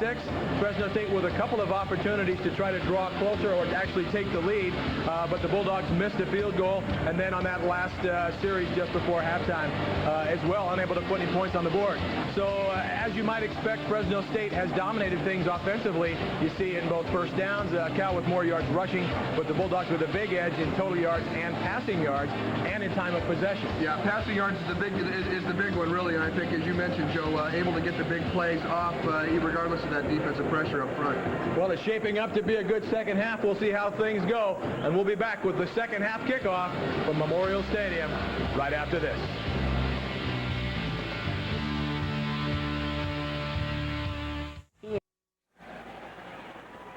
Second half about ready to get underway here at Memorial Stadium. California will kick it off. Ryan Longwell to boot for California. Back deep for Fresno State, Morrell Ellis and Shaheen Arnold. As Longwell gets a deep kickoff that the Bulldogs will wisely down in the end zone for a touchback. And it'll be Fresno State football, 1st and 10 at the 20-yard line. And Booz, it'll be interesting to see what kind of adjustments both teams make. I think it's pretty obvious that what Fresno State wants to do to try to neutralize that Cal pass rush is those short little passes underneath, get it to the hands of the guys who can then run with it. Be interesting to see what California does to try to adjust to that. Well, offensive coordinator Jeff Tedford has really done a good job, I think, in catching up with the tempo of this game as it progresses. As you mentioned, that defensive line of the Bears has been in the backfield. And the safeties of Cal have played deep, so there is a huge gap in there they can throw the ball in. Brown and Pittman again, the backs to start the second half behind Jim Arianes. And Arianes to pass on first down, got some pressure and throws incomplete. Wanted to go to Roberson, and pretty good coverage by Penton for California and good pressure as well. Well, the ball is not coming out. Arianes is not really stepping up. You've seen a lot of balls that look like flutter balls. He's not really getting through there, and that's a result of a lot of people around you. But it seems he's kind of throwing off his back foot as Marlon McWilson puts a little hit on him, and that ball is hanging up there. If there was a free safety, good chance the Bears would have been able to pick that up. Quarterback numbers, Arianes with more attempts and more yardage as well. Second down and 10. And Arianes, here comes the screen. Once again, they get it out to Brown. And Brown trying to get into the open. Pretty good defense by Dante DePaulo that time to stay out in the open field and force the play. Well, as you mentioned, Joe, again, they're going to the quick drop-off. The offensive line will just basically let that pressure come in. And then Arianes will dump it off, and they picked up a couple good yards on that. Third down here at about 5. So I expect to bring some pressure. I expect Artie Gigantino with this nickel package coming in to maybe bring a little bit more heat and keep the heat on Arianes. Third down and 5, and this is a key down, and this is the down that has hurt the Bears in the first half. The Bulldogs with pretty good success on third down conversions. And now Arianes to pass and throwing quickly incomplete. As he wanted to go to Roberson, I think Arianes felt a little bit of the pressure that time and didn't throw his best ball. Well, two safeties on the nickel set coming out, blitzing on that, so they're exactly what we said. Artie is bringing some heat, and Arianes felt a little bit rushed. As you look at Kerry McGonigal warming up there, he may get a little bit of time here, as he did last week. The plan going in was to get both quarterbacks a little bit of work. Jeff Roberts to punt. California drops off with the return on. And now Benjamin will signal fair catch, runs into one of his own players, and that's all right. He just needs to get out of there. As Penton down on the coverage, are actually trying to back up and help him out. Ran into his own man here. Watch this. Yeah, sometimes these guys that are trying to block get so engrossed on the defensive man, they forget where they're at. Nile, with the short punt, was coming up, but nobody touched it, so the Bears were okay. Wisely and luckily for California, no California player touching the ball there, and no one trying to after the contact there between Penton and Benjamin. Now Raynard Rutherford on first down, trying to get around the corner, and does, and gets near first down yardage, and believe has it. He does at midfield. Good offensive line surge, and Tony Gonzalez has really did a nice job on kicking out his man and creating a little seam for Raynard to shoot through as he stretches the defense out. We haven't seen him involved in the passing game, but the top of your screen, watch, little play, little trap, and just to the top, he will kick out. You see his man just does a little pancake action and gives a big crease. And here's a better angle. See Gene Smith there, loses the tackle, and Raynard gets a nice first down run. First and 10 after an 11-yard pickup. And they give it to Rutherford again with running room, into the open, 40, inside the 40, down to the 35. Did the ball come out? If it did, a great break for Fresno State, and they're going to mark it down by contact. No.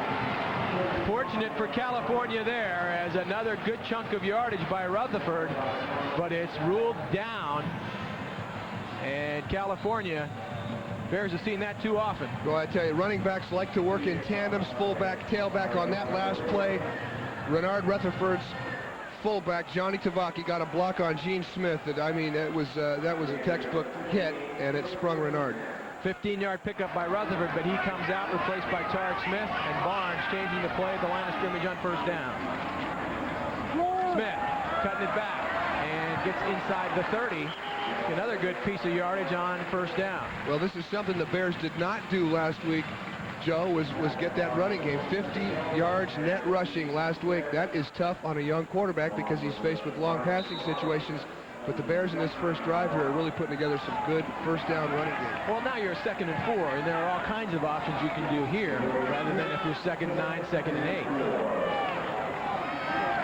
And now they'll pitch it out to Smith again, trying to get around the corner. Has the first down, and then run out of bounds at the 22-yard line, but California just coming out and saying, all right, we're going to try to overpower you here in the second half, and so far being able to do that. Boy, again, I'm going to say Tony Gonzalez and Johnny Tavaki really doing a nice job here kicking out, and you see Jeremy Newberry just recently converted from defense, getting a great block, and Tarek Smith, again, we talked about his great speed, but the Bears are really coming off the ball. Good kick-out block by Tavaki. Good run. First and 10 for the Bears at the 22-yard line of the Bulldogs. First offensive possession of the half for California. A mix-up, but Smith making something good out of it as he gets down near the 10. Barnes with some trouble on the exchange, able to recover and give the Bears offensive line credit there for hanging with their blocks. That's tough to do when there's a delay in the backfield like that. Almost kind of like turned into like a delayed draw, but Marlon Jackson, you can see the speed of Tarek Smith as Tarek took it to the wide side of the field, really almost outran Marlon Jackson, who had a great angle on it. A first down pickup by Smith as he got 12 yards, and it's a first and 10 for California. Right at the 10-yard line. I believe they've been able to get a first down without getting in the end zone. Rutherford, 5, and then drug out of bounds and drug down. We may have a face mask there on Gene Smith, who had a hold of Rutherford and spun him down at the 2-yard line. Well, Denny Schuler, the offensive coordinator for the Bears, sees something and he's exploiting it very nicely here. The Bulldogs are defensing, that is, they're putting another man to the wide side of the field to defense the real estate. What are the Bears doing? They're coming back to the short side of the field and really doing a good job on this drive in running the weak side plays. Waiting for the official call here on the penalty. Holding on the offense. Personal foul, grabbing the face mask on the defense. Penalties offset. Replay the down. First down. An official with a sense of the dramatic in his call there, but offsetting penalties, and you can see that there's no question. Gene Smith had a hold of Reinhard Rutherford. What you didn't see there was the hold that happened back at the line of scrimmage. So it'll still be a first and 10 for the Bears just outside the 10-yard line. And now Smith trying to go up the middle, still on his feet, and gets down inside the 5. You think of Smith as more of an elusive than a power type runner, but you know, he's a tough one to bring down also. Well, offensive linemen like it when they don't have to sustain a block for very long, and they don't have to worry about that with Tarek getting up into the hole. And there's Tarek Glenn done a good job here too of really getting off the ball. As you look at the comparisons there on the two running backs. I think we'll see a 1-2 punch with those guys probably all year long. Second down, and Barnes lost the handle on the football, and the Bulldogs got it. Mistakes for California. They had a similar play on this drive where they had trouble with the exchange, and he just tried to pull out of there too fast. And a very nice-looking offensive drive goes for naught for California. Lamumba Neal, the guy who made the recovery for Fresno State. He's a Bay Area product out of Oakland Tech High School and then Gavilan College, a JC transfer. Well, I think the left guard, Yager Williams, actually, as he's pulling out, collides a little bit with Pat Barnes, and that ball comes loose, but you got to secure that ball. First and 10 now. Pittman on first down, getting a little bit of breathing room for the Bulldogs out across the 10. And here's where, if you're California's defense, you really have to do all you can to keep the Bulldogs backed up in their own territory here and not let them take advantage of that turnover. Well, the defense was on the field an awful lot last week, and it's starting off again here for the Bears on defense with these long drives that the Fresno State's putting together. To take a stand. See Tom Cable there, the offensive line coach, calmly talking through things with his offensive line. Second down and 6 for Fresno State. Arianes throwing complete.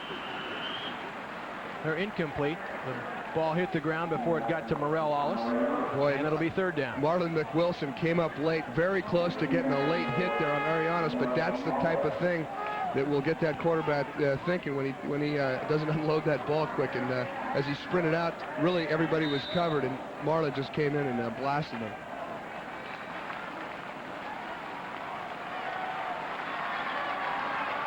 Bears coming now with their pass coverage package on third down and 6. Pass out wide to the left, 2 wide receivers to the right for Fresno State on 3rd and 6. Throws incomplete as the pressure was on once again. He wanted to go to Roberson. Penton on the coverage, and give the Bear defense credit there for not letting the Bulldogs out of the hole. And they should turn the ball back to the Cal offense with pretty good field position. Interesting. This is what we did not see last week. The Bears had their buzzard line, what they call, with 5 defensive linemen, Dwayne Clemens and Reagan Upshaw on the outside. Marlon McWilson blitzed in conjunction with that. We didn't see that last week. Good pressure. Here comes the pressure, but the Bears unable to get to Roberts, who gets the punt off. And now Benjamin is hit, and that'll be a penalty that'll go against Fresno State. I don't know if Benjamin was trying to signal for a fair catch, but the Bulldogs got down there, and there was some contact by Rio Wells. Well, this stadium, there's swirling winds, and a lot like Candlestick, or should I say three-cop. Catch interference on the kicking team. 5-yard penalty, first down. That ball will knuckleball, and so Nile, as he was there, was really moving around and did not get enough room and got some contact. We'll be back with more from Memorial Stadium. Cal leading the Bulldogs by a point.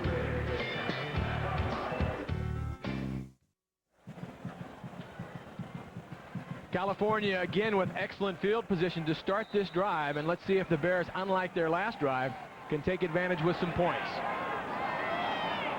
Barnes has the one back, Rutherford, behind him, and gives it out across the 40, inside the 40, down to the 36-yard line. And that was Tavaki, actually, not Rutherford, and it'll be a second down and 5. The Bears are doing some interesting things offensively with their sets. Renard Rutherford was split out wide, and Denny Schuler maybe wanted to see how the matchups are. Corner Steve Wilson was there.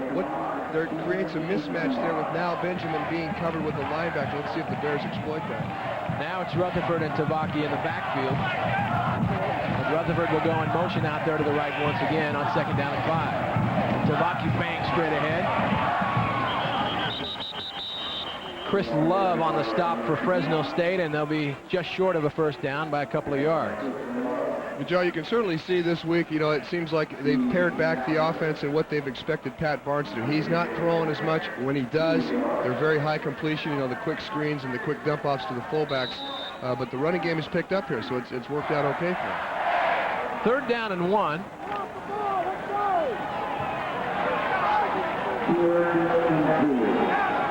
Benjamin out wide to the right. Tavaki and Rutherford again the backs as the Bulldogs show blitz. Pitch it out to Rutherford. Rutherford has the first down inside the 30. Still on his feet inside the 25 down to the 23. And there's an example, I think, Booz, of an opportunity where you see the linebackers up on the line of scrimmage. Once you pop through that first wave, you got about 5 yards of clear sailing, and you got to make one of the guys in the secondary make the stop. Yeah, and usually they're saying an 8-man front with the problems that the Bears have had. But, this offensive line, we haven't talked. Jeremy Newberry, the left guard, as you see him pull out, he really does a nice job of sealing inside. And Tavaki gets the good kick-out block, and all of a sudden Renard's out in open spaces picking up good yardage. And these guys, Newberry and Terry Glenn, the face mask, 5 yards on the defense, first down. Have done a great job of adjusting. And last week, they were not playing in sync. And, defensive fronts that are shifting may cause some problems, but it looks like they're really coming together here and doing a good job. Well, you saw the two guys who were playing defense last year at this time and actually weren't changed at the offensive line until very late in summer practice in the case of Newberry. And again, Barnes with trouble with the exchange, and he's going to just have to eat the ball back at the 25-yard line. Boy, I don't know if it's Ben Lynch or what. It doesn't look like Pat pulled out too early. Lynch may be having to do some reach blocking and get out, and he's probably a little anxious, but way too many times this ball's been on the ground. Well, third time in this half on the last two drives, and I'll tell you what, that's one of those situations where when this drive's over, you get those two guys over there on the sideline and go stand there and take some snaps. 50. Second down and 14 after the loss of 4. And now Barnes has himself in a hole. Here comes the rush. They get it out. Incomplete. Try to get it out to Tavaki. No, actually into the ballgame now for California is Brett Malili. That's the first time we've seen him this year. The backup fullback behind Tavaki. You look at Denny Schuler there and Kerry McGonigal signaling the plays in to Pat Barnes. And, you know, regarding the exchange here, I mean, Ben Lynch has got 3 years of varsity playing experience. It's not like he's just stepping in here for the first time. That's the first thing, that's the first responsibility of the center. Get the ball to the quarterback. 3rd down and 14. Barnes to pass it, throwing over the middle, has a receiver, incomplete, as that was underthrown. And a good defensive play by Steve Wilson to break that one up, as he was trying to go to Niall Benjamin down the hole, but it's incomplete. Well, the Bears put a little motion to get the free safety out of the middle, but Steve McWilson, as defensive coordinator, said before the game, Leon Bertonetti said, hey, Steve Wilson is our best cover guy. We're going to put him on Benjamin. So the Bears will be trying for a field goal, marked down at the 28-yard line, a 38-yard attempt by Ryan Longwell, who was missed once as the ball hit the upright on him. Kerry McGonigal to hold. This one has the distance, and it is right down the middle. So that time Longwell able to put the points on the board, and the Bears extend their lead to 10-6 with 9:04 left to play in the 3rd quarter.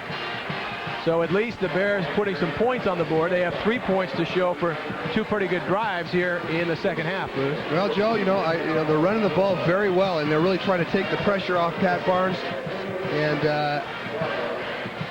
but I think the thing that's killing them, they're laying this ball on the ground, and that is just, those are drive killers, and they're essentially leaving Fresno State in this game. And with the type of offense really any of these Western Athletic Conference teams has, I mean, they can score at any time. Well, this week the San Francisco Giants travel to the Midwest to take on the St. Louis Cardinals, live from Busch Stadium. Sports Channel Game Time gets you started at 4:30 p.m., followed by the Giant game at 5. Catch all the action only on Sports Channel. Joe, were you saying new uniforms by the Cal Band this year? They announced that in the pregame festivities. So they wanted to have kind of a more intimidating look, the band did this year. So with the new grass, the new unis. And the Red Wave from Fresno State, they pride themselves on how many people they travel to away games like this within the state. I think they were a little disappointed. They hoped to have maybe as many as 12,000 for this game, and I believe they have somewhere between 6,000 and 7,000. But a pretty good contingent from Fresno State making the 3-hour drive to the Bay Area in the first ever meeting between these two teams. And Barnes and Lynch aren't taking my advice on the sideline. They're doing about 50 snaps right now. Hey, just because your high school coach made you do that. Longwell to kick it off. May get a return this time. We will. As Ollis is out across the 20 and out to... Did the ball come out? No. The officials hurrying down there. I thought maybe the ball came out, but a pretty good return by Ollis to get the ball out to the 28-yard line, and that's where the Bulldogs will have it, 1st and 10. You know, Joe, it'll be interesting to see if originally the starting quarterback last week, Richie Donati, will see any time here if Arianos can't get anything going. As you had touched on, getting the wind knocked out of him last week, and then Arianos comes in, puts together a couple drives, and he hasn't been out of the lineup yet. But Arianos struggling just a little bit, but hey, let's give the Cal defense little accolades. They've had a lot of pressure on them. 27-yard return on the kickoff by Ollis, and now Pittman's trying to get to the outside and gets to the 30, run out of bounds at the 31. Marlon McWilson making the stop. Well, James Stallworth, the outside linebacker for Cal, has got to have contain on that, and that was an air tackle right there. He had good position, and just kind of got lost up and didn't see where the running back was. 2-yard pickup, so 2nd down and 8 now for Fresno State. It's been Arianos the whole way for the Bulldogs. Arnold out wide to the left. Jones in a slot to the left. And Roberson wide to the right as the Bulldogs go with a 3-wide receiver set. And now they check off, and Arianos to pass it. It's the pass away, and that will be a completion, but it won't do much as Arnold will make the catch right at the line of scrimmage. It'll be 3rd down. Well, the Bears did a good job of adjusting to that late shift. Apollo was up and got back into the 2-deep look, and guys got back in there, so that formation really didn't throw any loops for the Cal defense there. Jim Sweeney was coaching at Montana State when Keith Gilbertson wrote him a letter as a player and said, "Coach, I'd like to play for you." And people asked Gilbertson, well, what happened then? And he said, well, I ended up in Hawaii. So he didn't go to Montana State. He said, 10-yard penalty, spot of the foul, repeat, second down. penalty goes against Fresno State, and the press corps on Tuesday asked Gilbertson, well, did you ever get a letter back from him? And he said, yeah, what he told me is, you're the kind of player we would like to play against. No respect, huh? And then, interestingly enough, Gilbertson was up for a potential job as one of Sweeney's assistants. He didn't take it because he said, Coach, I don't trust you. I know you'll get me over here and have me coaching defense, not offense. Arianes rolls to his left and throws incomplete. Tried to go to Jones, and again, the Bears with pretty good pressure. As Arianes picking himself up off the grass, Reagan Upshaw putting on the heat. Well, hey, certainly Coach Sweeney is in that upper echelon of wins, 192 wins. He's getting real close to surpassing that 200 mark, and you know, that's a real credit. And you look there at the active Division 1A win leaders, and that's some pretty good company there with Joe Paterno and Bobby Bowden, and to see Jim Sweeney there just 8 games away. Yeah, Lou Holtz, I think, might have thought he had number 200 before last week. You would expect he would have picked that one up against Northwestern, but didn't work out that way. 3rd down and 23. Here comes the pressure. Arianes, the ball's out. Is it a fumble? I believe it is. If it is, California has recovered. Andre Rhodes falls on it. The ball went forward, but it is ruled a fumble. And California, with the heat and then the recovery by Andre Rhodes, will have excellent field position. Boy, the hit there. Marlon McWilson, just a lot of pressure. Rhodes come up and crush Arianes, who at this point is 1 of 6 this second half. So he's been taking punishment, and really nothing to do. Contained, sitting back in that pocket. You can see the big hit right there. Ball comes out, and I think the pressure and the hits are starting to take a toll on him. So the Bear offense, 1st and 10 at the 22-yard line of Fresno State. Rutherford trying the right side, has some running room, down inside the 15 to the 14. Bears have had a lot of success running that off-tackle play, going to the wide side this time, and Renard wisely cuts it right up into the crease here. As you can see, good kick-out block there. Renard lead blocking, and right there, Renard takes it up for positive yardage. Doesn't try to stretch it out where he gains a yard or two. Gets up there and gets close to the 15-yard line. Now the bad news, though, California called for a penalty, and we'll await the officials' ultimate call here. Their preliminary call was a personal foul. Dead ball, personal foul on the offense. 15-yard penalty, second down. Well, would you like to talk about drive killers? A dead ball personal foul, and whether you're the player who started or you're the one who retaliated, it's not smart football. Well, you know, the Bears have a new offensive lineman, Chris Conrad, in there, and I think in his overzealous attitude, it made a late block cut a guy, and I think that was the call. You see the penalties there on both sides. Bears getting hurt. So the ball backed up to the 30-yard line, where it'll be 2nd down and 17. Rather than 2nd and about 4 after that carry by Rutherford. Sometimes these guys get in the game, they want to do so well and have the coaches praise them. They just get a little bit too anxious there. Rutherford goes in motion to the right, and Barnes will throw it. Throw it down the middle for Gonzalez. Gonzalez 5, and down to the 1-yard line, where it'll be 1st and goal for California.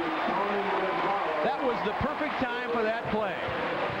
Well, we've been waiting all game for that one too, Joe. We saw that play last week against a 2 deep. On this particular play, when Barnes comes down the field, only a single guy, the free safety, is back there. There's a huge lane right there, and Pat Barnes puts it right there to Tony Gonzalez, who can run, big target, and it's good to see him involved in this offense again. 1st and goal now for California. Malili and Tavaki, the backs, going with an all fullback look, and Malili bangs in for the touchdown. Brent Malili with his first scoring effort for California. A junior college transfer from Mount San Antonio, JC. And the Bears add to their lead, making it a 16-6 ball game.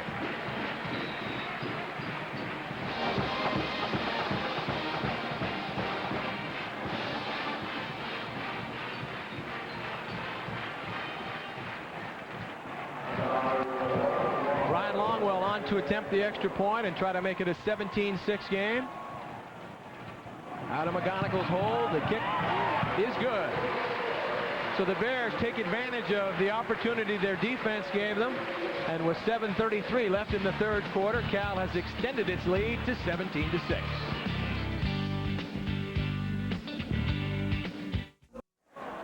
(17-6) California lead after that 1-yard run by Brent Malili, and this is kind of the scenario, I think, Booz, that the Bears thought they would be more in throughout the season. A tough defense, keeping the offense close as the offense gets more experience and starts to mature as a unit, and then hopefully the defense forcing big plays and giving the ball over to the offense with good field position. I agree, and really not being able to take full advantage of some of the skilled people the Bears have, and one, Tony Gonzalez, who really has not been involved.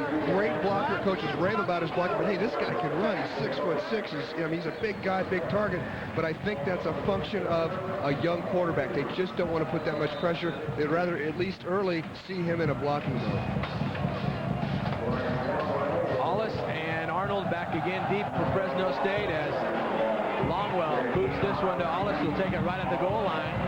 Gets out to the 15 and to the 20-yard line, but it'll be a 20-yard return, and the Bulldogs will have it 1st and 10.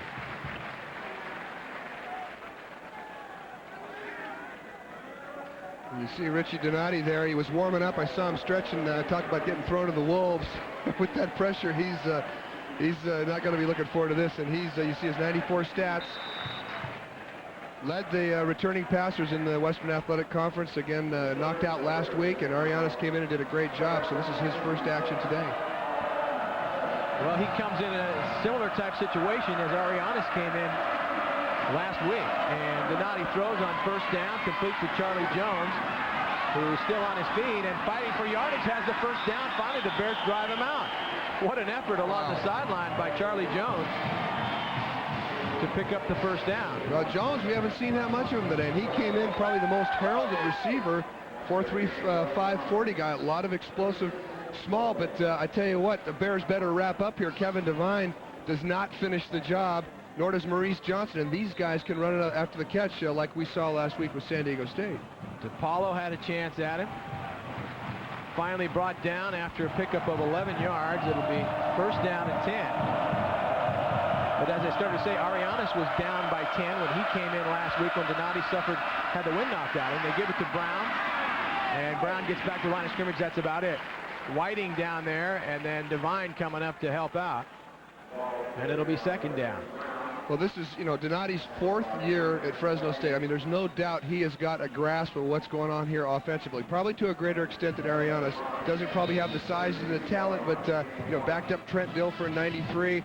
Been around here, seen a lot, and a very experienced quarterback. 2nd down and 10, and now he gets the experience of going in down by 11 with an opposition team with a strong pass rush with their ears pinned back. That's always fun. 3rd down, he rolls out to the right to avoid the pressure, and incomplete to Rod Cherry on the coverage as the pass was intended for Jones, and it'll be 3rd down and 10. Well, he looks calm back there. His throwing motion is really smooth, but Dwayne Clemens put a little bit of pressure, forced him out of the pocket to throw on the run there, and you just kind of short-armed it. Well, you see there that the second half has been all California in terms of moving the football. The Bulldogs had a big edge in the first half, but still trailed on the scoreboard 7-6. And now 3rd down and 10 for Fresno State.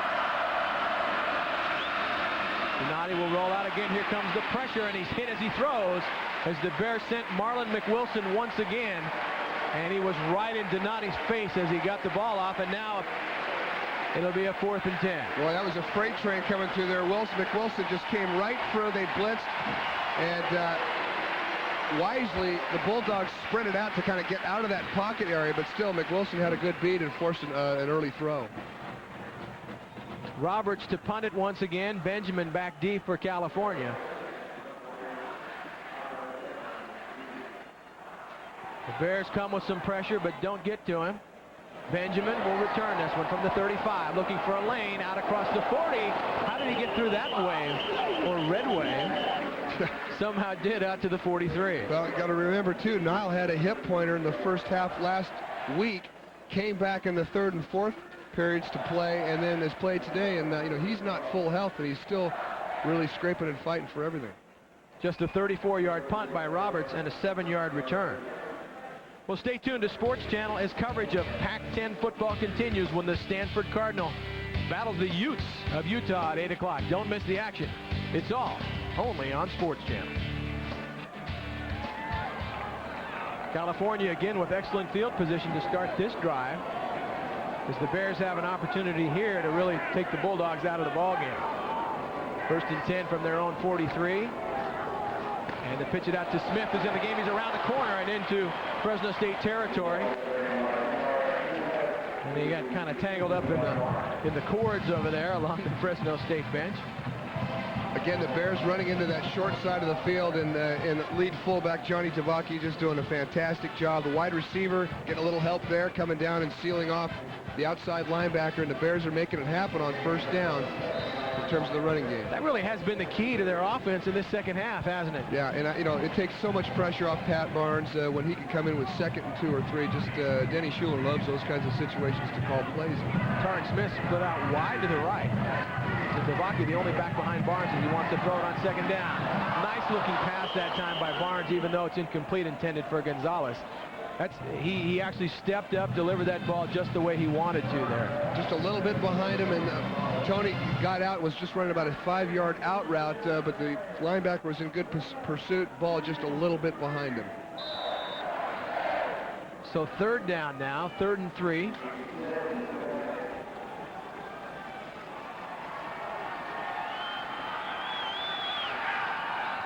Smith and Tavaki, the 2 backs behind Barnes. On play action, avoids 1 tackler. Barnes can run for it, but he decides to throw it, and incomplete.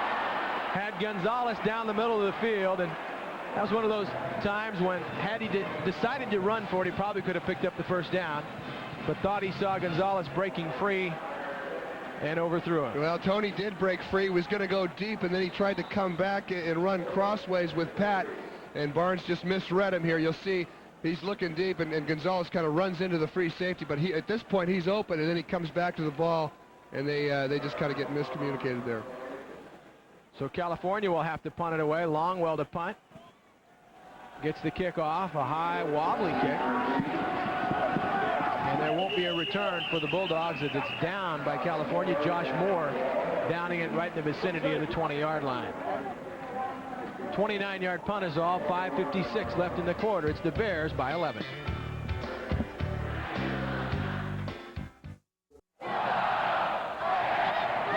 California defense will try to set the tone for things once again here, as you see that much time left in the 3rd quarter.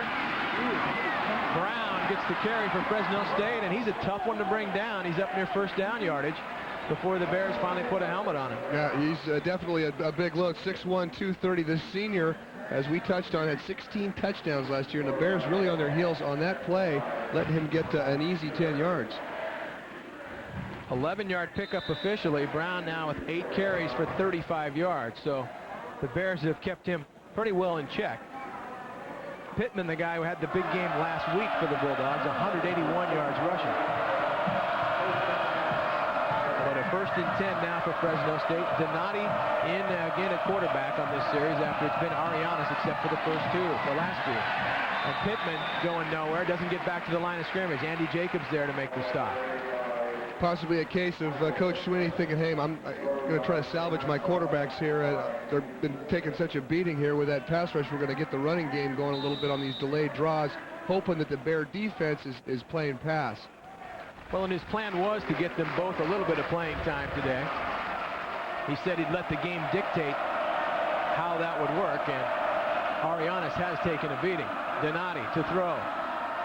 And throws complete to Roberson for a 1st down out at the 41-yard line. Well, that was a nice timing pattern by Richie Donati, who got back there and really threw before the wide receiver was out of his break. You could tell that he's been around a little bit. Good experience there, and a nice catch by Brian Roberson. Well, as a former wide receiver, tell me this, how many times do you work on those timing patterns where you cut and you know where the ball's going to be and it's already thrown before you've made your cut? All day, and you know, the problem is the only thing that disrupts that is when you get pass pressure, and Donati got rid of the ball there, but that was a nice timing pattern. First and 10, the ball at the 45-yard line, their own 45 for the Bulldogs. And Donati on first down, play action, lots of time to look things over down the field, throwing long, and it's intercepted. Gillum with the interception for California. Donati just kind of reared back and threw that one as far as he could, and Gillum was playing center field back there and made a fine catch. He sure was, and I tell you, the wide receiver was open early, but the free safety was never going to outrun him, and Donati got back there. It looked like he saw him, but still threw it up for grabs. And Charles Gillum, who today starts for Marquise Smith, who's injured with the bad ankle problem, but you see the positioning. Jones is not going to outrun Gillum with the position right there. Gillum comes up with a nice pick. Looked like he was the receiver with the nice over-the-shoulder catch. And now the Bear offense backed up inside its own 15 at the 13. That's what it'll be, first and 10. Kerry McGonigal in the quarterback for California, replacing Pat Barnes. And wisely gives it to Rutherford. Go with what's been successful as he gets out to the 15. And the Bulldog defense bringing up the 8-man front right there. The safety at the last minute comes up as a linebacker, so tough situation. How do you get him out of it? You got to go downtown and kind of hurt the secondary, and those two safeties will then go back and play deep. Well, Keith Gilbertson doing what he said he would do in this ball game and really throughout the non-conference season, and that's keep Kerry McGonigal game ready. And they'll go to Smith this time, trying to get around the corner. And he goes short of the 20-yard line to the 19. It'll be third down and about 4. Well, that's a bright spot for the Bears is this off-tackle play to the short side of the field. They've had success with it all day. And everybody, you know, kicking out and then giving a little bit of a lane for Tarek to cut up there and get good yardage. But it is a game of adjustments, and the Bulldogs will make adjustments to that and force California to do some other things here in the second half. Third down and 3. The Bears want to get out from the shadow of their own goal line here.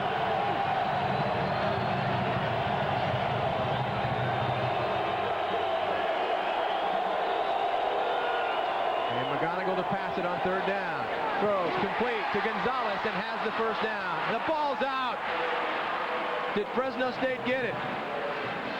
That was sure tough, Joe. As you see A.J. Gass there, it looks like he might have gotten the wind knocked out of him as he gets up. All the balls have been thrown at Tony today. They've been kind of behind him as he's coming out of that break. He's really had to reach behind him. We couldn't see from our angle if he had possession, but it looks like they're gonna rule it an incomplete pass. The Bears will punt it away. And this is a better angle to take a look at where that ball is for Tony. And he does, looks like he makes the catch. It just popped out of there. They called incomplete. And Longwell gets a booming punt all the way back to the 33-yard line for Roberson. Roberson with some running room. He's to the 40, 30, one man to beat, and he's finally brought down at the 10-yard line. Brian Roberson with a fine return, but penalty flags are thrown back near midfield, I believe. Well, James Stallworth is signaling, come on back. He's confident he might have been the victim on a possible clip, as Roberson did a fantastic job of setting up his blockers. Someone just broke down, and let's take a look. It'll be on the bottom of your screen, but watch Roberson as he just sets it up. He goes up vertical, then goes sideways, allowing, and you see the hold there. Oh, that was 50. Andre Rhodes, who got popped also on kind of a crackback block. First down. So a hold and a crack. Ryan Longwell was the last guy with a chance, and he was able to kind of slow Roberson down. Oh, boy, those are good tackling skills right there. Oh, bring it back. A 47-yard kick and a 57-yard return, but the ball comes all the way back at the 40-yard line after the penalty. The Fresno State folks in the crowd not liking the way those last two calls have gone, as Pittman tries for some running room, and he's going to be stopped at about the line of scrimmage. Upshaw had the first shot at him, slowed him down, and then got some help. Yeah, Jacobs got back there, and that's good swarming defense where everybody at the whistle is around the ball. Pittman, 14 carries for 43 yards, so the Bears have kept him relatively well in check as well, as they have with Reggie Brown. I think last week, Joe, was certainly a wake-up call to the defense. You know, they've got to carry the load this year, I think, and they didn't get it done last week. Played much better today. Blitz coming. Donati trying to get rid of the ball, and does, but it's incomplete as he tried to go to his tight end, Warren Fortier. But the Bears were coming with a big rush, and he was backpedaling as he threw. That's called a bailout right there. Everybody coming. You got the inside backers, a safety, Marlon McWilson. You see Gillum coming up at Stallworth, and get out of town there. Unload. There's Artie Gigantino in the middle there, calling the plays down. Defensive formations. 3rd down and 9. Well, we had speculated as to whether or not the Bears would do more blitzing in this ball game, and they certainly have. 3rd and 9. Here comes the rush again. The ball's tipped, and it's complete to Jones, who has the first down. Incredible. Jones looked like he was surrounded, somehow got out of that group of tacklers, and picks up enough yardage for a first down. Boy, I tell you, the Bulldogs are using their lack of size to their advantage. You know, any advantage they can get quick. They are not finishing the play. They're not wrapping up. And a guy like Charlie Jones will make a couple moves. As you see, the ball gets tipped. Jones has good concentration, and Cherry overruns it a little bit. John Penton Jr. misses. McWilson misses. And you can't do that with these explosive receivers. 1st and 10 at the 46-yard line of California on a draw. They go to Brown. Brown around the corner. And then he's upended by Kevin Devine. But a good chunk of yardage on 1st down for Reggie Brown. Well, that's a nice run, Joe. You know, Reggie really sets up. As you see, he needs a little blow there. I think gasping for a little air. But as he heads upfield, that gives position for his blockers, and then he'll go laterally and set up the blockers. Does a nice job on that play. Louis Major into the ball game, replacing Brown, as it'll be a 2nd down and 4 after that 6-yard pickup. Yeah, you look at Coach Gilbertson, you know he's not satisfied with this score. He needs another couple touchdowns. Well, again, it's up to the Cal defense. Donati to pass, and complete to Arnold, and Arnold keeps his feet down inside the 30. It'll be another Bulldog first down. Well, throwing against the zone defenses is, if you get protection, is relatively easy. It's like 7-on-7 in practice. Donati's got time, and Cal defense in just a straight zone. Receivers know where to go. They get into the seams, and Donati throws and delivers a nice ball here. And Arnold has had himself a pretty good game today. 12-yard pickup there. Donati, since coming in here in the 2nd half, 50% completion percentage, as he'll go back and give it to Brown on a draw. And Brown picks up a couple. That's the one thing the Bear defense has got to guard against is just getting in that mentality of pinning their ears back and coming upfield to destroy the quarterback, because those kinds of plays right there, delayed draw, will kill you.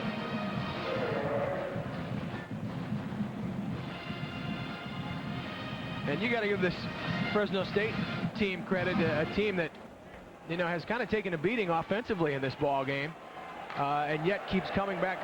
This is one of the teams that's considered one of the favorites in the Western Athletic Conference this year. Certainly a wide open offense, but a lot of these WAC teams that can really do some damage offensively. Donati on play action has a receiver wide open. It's Brown, and he'll go in untouched for a touchdown. That had to be a blown coverage by Cal, because Reggie Brown was all by himself, and Donati found him for the score. Well, you blitz, you live and you die by that. Sometimes you make a big play, sometimes you give one up, and that might have been the situation there with Reggie Brown catching the ball out of the backfield. One of the backers is probably on a blitz, and Fresno State crawls back into this game. It'll be interesting to see if they go for 2 points here, Joe, which would put them in field goal range to tie the game up. And it looks like that's, in fact, what they're going to do. They had their extra point attempt blocked on their first touchdown. And it's now a 17-12 ball game. So the Bulldogs will try to get within a field goal on the 2-point try here. I would look for an offensive pick play with the 2 wide receivers and a back. Brown and Pittman, the 2 backs behind Donati, as he'll roll to the right. Here comes the pressure. Somehow avoids it and throws to the back of the end zone. And I think Richie ought to know that, you know, it doesn't do much good to just throw the ball away on a 2-point attempt. If they intercept you in the end zone, chances are it's not going to hurt you. You might as well try to force it into somebody and hope for a break, but nobody's going to catch that ball except the cameraman. That's right. Go through that camera and say, hey, I was open.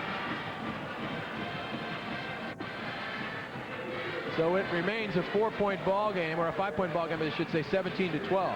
Yeah, and here's a look, a little play action pass, and Brown just releases, and that looks to be the situation. Marlon McWilson, the linebacker's on a dog, nobody to account for the fullback, and he goes in untouched.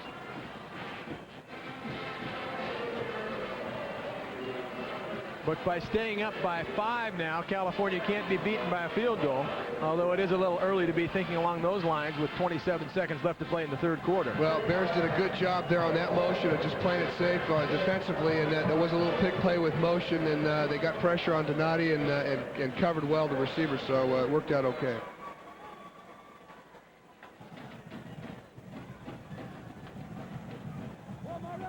But now California's offense in a position where it really needs to make something happen and counter what Fresno State did in terms of gaining back a little bit of momentum.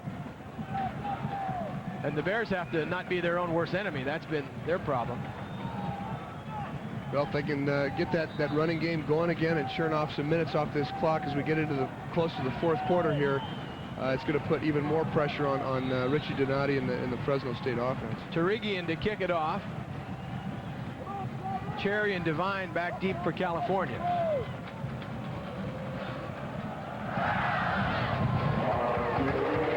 And it'll be Devine at the 7-yard line. And he'll be stopped short of the 20. Good coverage by the Bulldogs kickoff team to get down and bring back my special teams incentives again. That's Keep the right. Bears short of the 20-yard line. Well, Andre Griggs there for 54 for Fresno, a little fired up, and really that's the first time, depending on where they spot it, that I've seen the kickoff return team of the Bears not get past that 20. Well, now Barnes comes back in after that one series by McGonigal.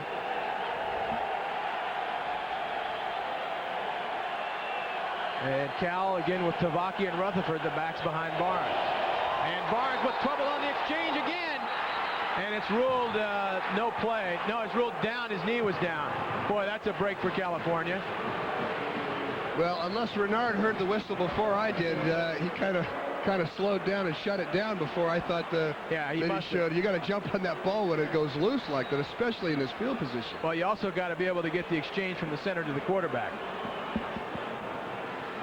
The crowd letting the Bears hear about it right now, and Barnes will come over and talk things over along the sideline.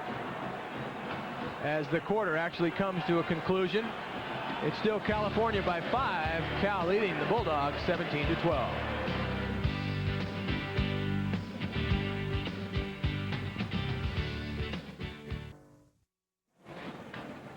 One quarter to go here at Memorial Stadium. California leading Fresno State by 5, but the Bears probably leading the nation right now in fumbled exchanges between Pat Barnes and Ben Lynch, and I don't know if that's all of the problem. There's been some problem with footwork and some of the other offensive linemen getting tangled up with Barnes, but these are the kind of mistakes that you just can't make.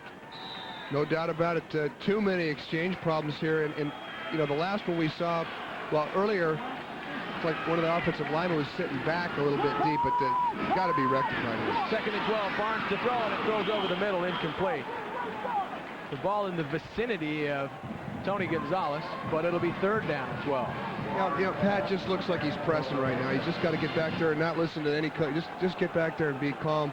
You know, that play, he threw the ball way too hard for Tony, who was maybe 5 or 6 yards. He just rifled it. And, you know, a lot of people are telling him a lot of different things right now. I think he's just got to settle down and kind of keep the blinders on. Talked about the new scoreboard in the north end of the end zone. As we said, there'll be a new one installed in the south end. Time for Cal's next home game. But right now, 3rd down and 12 as Barnes goes from the shotgun. Lots of time, throws over the middle, and is it complete? Incomplete. Marty Gaskins tried to come up with that low throw, had to await the official's call as he was going to be right near 1st down yardage. But the Bulldogs hold, and California will have to punt it away. Yeah, and the Bears go to a shotgun here. You see Barnes back, good snap, and he's got good time. He's just got to get it up a little bit more so Marty's got at least a shot at it. Longwell gets the punt off, but Roberson will give the Bulldogs excellent field position as he's dragged down inside the 40 of California. A short punt by Longwell and an effective return by Roberson, and the Bulldogs will have it just 38 yards away from California's goal line. Well, you see the offensive coordinator Jeff Tedman giving Richie Donati the play, and the Bears have essentially left a little, the door open a little bit here. Great field position for these guys. 36-yard punt, 16-yard return. And now the Bulldogs, Donati still in at quarterback. He came in replacing Jim Arianes here in the second half. And they go on a draw, and Reggie Brown not going very far as he's drugged down right near the line of scrimmage. Good job by Brent Jones in there. A lot of times he's the guy they don't talk about, but he's made great strides. Junior with 1 year of varsity experience will come in on what the Bears like to call their buzzard defensive line, where Upshaw and Clemens are on the outside, and Jones comes in at tackle. Big heat, good big pressure on the defensive line. Call it second down and 9. They'll give Brown a yard on that last play. And Donati to pass on second down, throwing along the sideline, complete to Jones, who is going to be, now they rule it incomplete. Yeah, defensive line coach Mike Waffle. You see Mike Waffle? Yeah, hey, he was bobbling the ball. And did not have full possession, and the lobbying worked. Well, Mike Waffle was on the coaching staff with Coach Sweeney in the mid-'80s, and let's see if he does have, in fact, possession. And no, that ball wasn't even caught. Gerard Cherry, good pursuit and good hit to get that ball out of there. Keith Gilbertson also substituting as an official there. Waffle, I think the steam's still coming out of his ears right now. But a third down and 9 now for the Bulldogs. They'll go with 2 wide receivers to the left, 1 to the right on third down and 9. Donati passing and incomplete as he tried to go to Roberson. He just felt the pressure that time. Dwayne Clemens getting up off him right now. And the Bear defense rises to the occasion when it was needed, with Fresno State having excellent field position here. Well, Donati is starting to take a few shots. Joshua Moore, who was in over the slot in the nickel package for the Bears, came off that slot and really put some wood on Donati, really knocked him down, and he will start to feel that, as did Jim Arianes. Jeff Roberts to punt it, trying to pin the Bears down, and now Benjamin will signal for the fair catch and make that catch at the 10-yard line. So the Cal defense again the offense again will start deep in its own territory. 28-yard punt, but more importantly for Roberts than the actual yardage was the fact that he pinned the Bears down at the 10. We'll tune in to Sports Channel's next Cal football broadcast 2 weeks from today as the Golden Bears take on the Spartans of San Jose State. That's Sunday, September 24th at 9:30 in the morning. And that's a team, San Jose State, that'll be joining this Western Athletic Conference next year as they go to a very large conference, a 16-team conference. It'll be the biggest conference in the country. And is that Tavaki? Not going very far. Now it's Rutherford. Gene Smith, the middle linebacker for the Bulldogs, one of the better players and one of the stalwarts on this defense. We haven't called his name many times today, but he is up for the Butkus Award this year, which is very few guys are up for that nationally. That says a lot about his play, but he's been shut down tonight. Has not done much defensively. Second down and 10. Tavaki and Rutherford, the backs behind Barnes. Now it's Smith in the backfield, and they swing it out to Smith, trying to get around the corner. Gets out to the 10, to the 15, and he'll be stopped short of the first down. A medical note for Cal, cornerback Kevin Devine has a lower back sprain, and he may return to action. 6-yard pickup on the Barnes to Smith completion, so third down and 4 for the Bears. Big first down here for the Bears. They've got to sustain some kind of drive here with 13 minutes left in the fourth quarter and keep the defense off the field.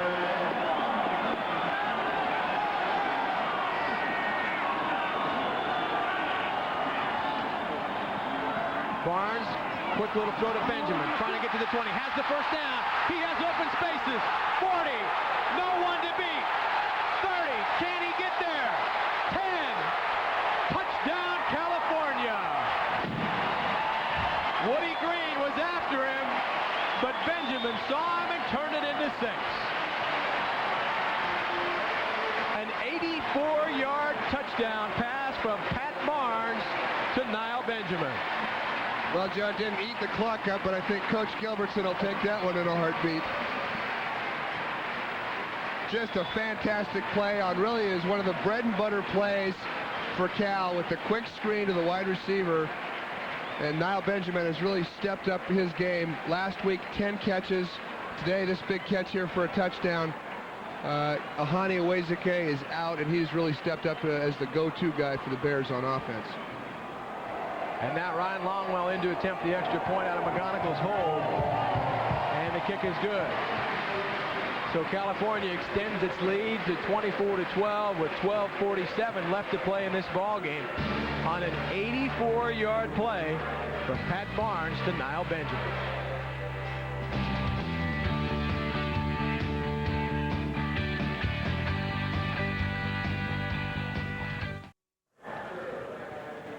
California electrifying this crowd on a play that was just designed to get a first down, and it turned into an 84-yard touchdown. Well, now makes this really go in all respects, missing that tackle right there, and he just gets off to the races. Speed kills, and you can see he almost gets closed on by Woody Green, but kind of cuts back towards the field. And again, he's really played with a hip pointer today. I know he's not in perfect health, but having a great game last week with 10 catches, and then making that really giving the Bears some breathing room here with 12 minutes to go in the fourth quarter. A.J. Gass gave it an effort, but no way the linebacker was going to catch him there. And the kickoff will be taken out of the end zone by Fresno State. And the Bears with great defense as Allis took it out a couple yards deep. But the Bears come up to make the play and keep the Bulldogs back inside their 20. Essentially what this can do now is allow the Bears to really continue to blitz and put the pressure. They've got a little bit of a little bit better point spread here on that, and they don't have to get out of their defensive scheme. That 84-yard play from Barnes to Niall Benjamin is the third longest pass play in California history. And I think numbers 1 and 2 are held by Matt Booz, aren't they? I think so. That would have been you turning on the Jets there at the end? I don't think so. No afterburners. First and 10 for the Bulldogs as they give it off to Pittman, or no, to Brown, who's still on his feet and gets out near first down yardage. Well, you can kind of see why he led the Western Athletic Conference in scoring last year. This guy's tough to bring down, and just as good as throwing the ball, give it to him and let him run over about 8 people. It is a first down as he gets out to the 30-yard line.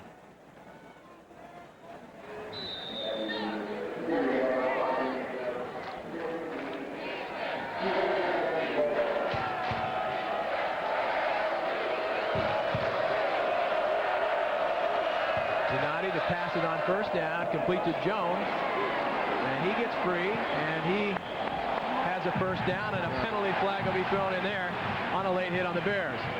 Well, Marlin kind of went in haphazardly, half speed, and it wasn't a big hit, but nonetheless it was enough to draw a flag, and you just got to have the regimen to lay off when you have that. That's a stupid penalty. It puts Fresno in good field position here.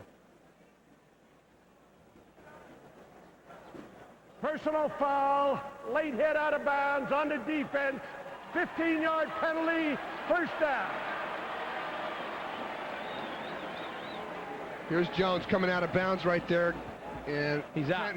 And then Gillum does, not a vicious hit, but nonetheless, you've got to kind of roll away from the player.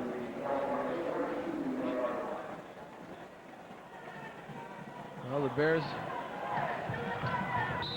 letting Fresno State get right down the field here and get an opportunity to get right back in this one with 12:19 to go.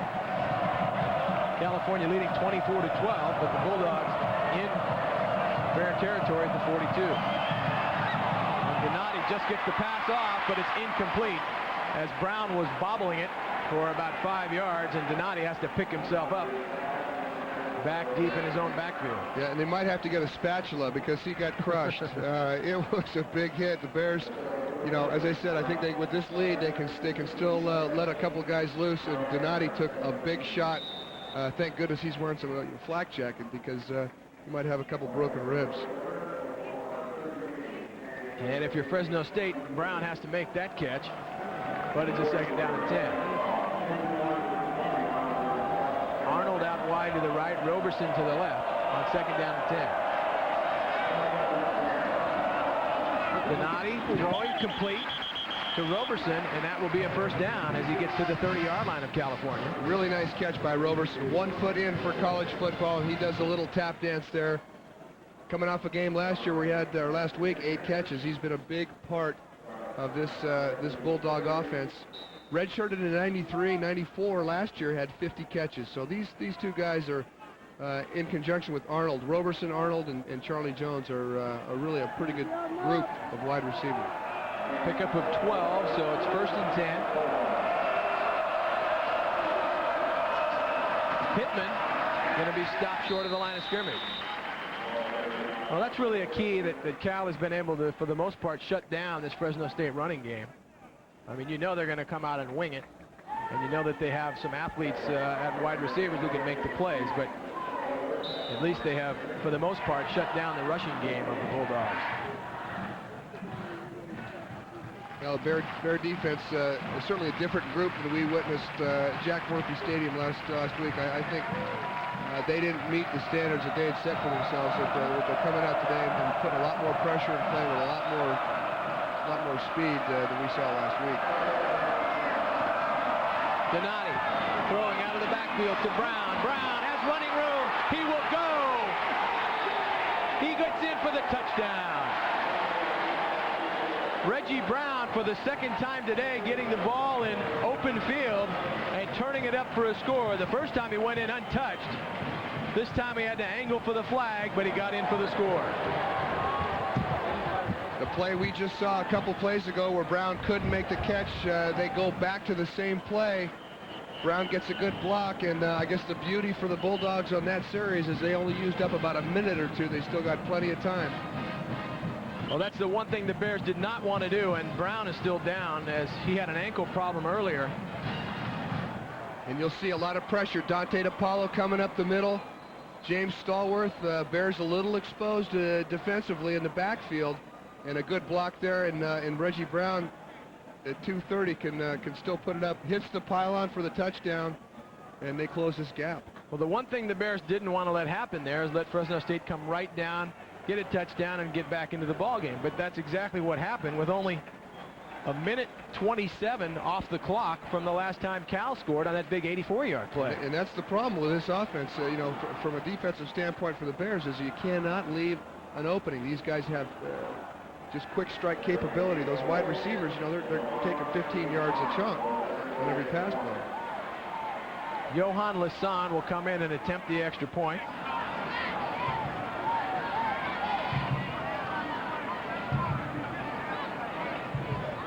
Backup quarterback Larry Haney, the holder for the Bulldogs, as the officials wait to get things set along the line of scrimmage now. Brown has had a day, 13 carries, 61 yards, and a touchdown, and 4 catches for 70 yards and 2 touchdowns, high snap, and it is good. So 11:20 left to play in this ball game, and Fresno State back within 5 at 24-19. Well, Brown has all 3 of the Bulldogs' touchdowns. 2 by the air, 1 on the ground. But it's looking doubtful as to whether or not he'll be able to continue as he hobbles off the field. Now that ankle has bothered him from the tackle that Gerard Cherry made on him in the second quarter. You wouldn't know it by the production he's had since that point when he hurt it. So now the Cal offense back in a situation where it has to produce. And they better not turn it over. I mean, there just cannot be any turnovers at this point. They've got to, number one, secure the exchange from center to quarterback and then go from there. They've got to do that. You see Denny Schuler on the sidelines say, get the snap first before you do anything else. And all of a sudden, the red wave is coming to light here. They have a pulse. The red wave may be outnumbered, but they're making a lot of noise.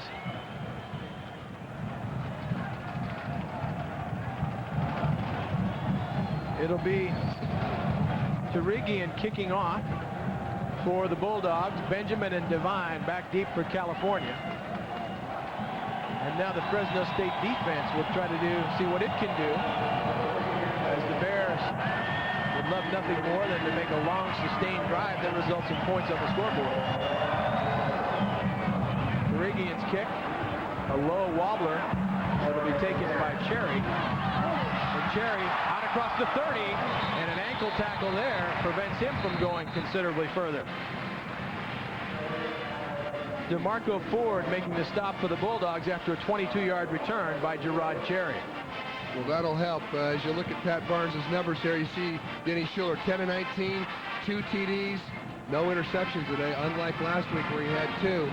That's going to really help. The only thing is let's get this exchange, guys. They gotta make sure they got that handled. Absolutely, nothing wrong with those numbers, and a relatively conservative approach by the Bears, trying to keep the ball on the ground and build up Barnes' confidence.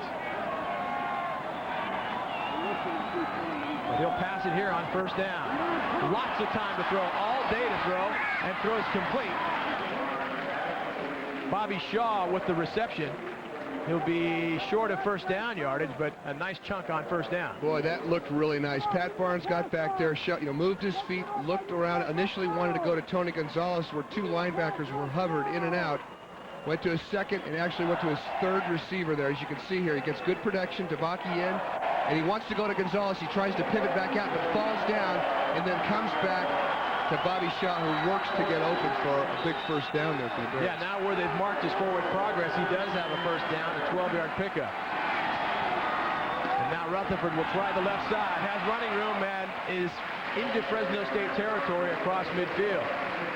And he picks up about 7. If the Bears can pick up chunks of yardage like that on first down, they'll be very happy. You know, from a quarterback standpoint, Joe, they love to throw on receivers. You believe first down is going to be predominantly zone. It's easy to throw against zone, and that last reception to Bobby Shaw is the type of thing that they know, the coaching staff knows Pat Barnes can do. And when he gets protection and has poise, he can be real productive. And now let's see what these whistles are all about, as Cal came up to the line of scrimmage with a 2nd down and 3 situation. Now it's his knee, I guess, huh? Initially, when he had Gerard Cherry tackled him, I thought his ankle, but now it looks like they're taping up that knee for Reggie Brown. Officials getting things straight on the field on 2nd down and 3. Rutherford near first down yardage. See where they spot it, but I believe he has the first down. And this is the point in the game and the point in the field when if you're California back in the huddle, you got to tell every guy, hang on to the football here. And then as a quarterback, you also have to concentrate on not trying to do anything until you got the ball in your hands on the exchange. That's right. And as receivers and running backs, if you can stay in bounds, boy, that's gonna pay dividends later in the game, and just keep that clock going. Down near the 10-minute mark, 10:02. We'll go inside 10 minutes on this play.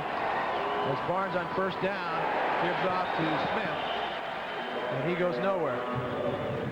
Well, that was Steve Kasner on the hit there. And again, Leon Burnett citing that between him and Gene Smith, really the 2 anchors on this defense. Actually, his brother Al played here at Cal from '89 to '92, so he's got a little bit of a Cal tradition. Probably didn't play, obviously didn't play here, but probably went to a few games here.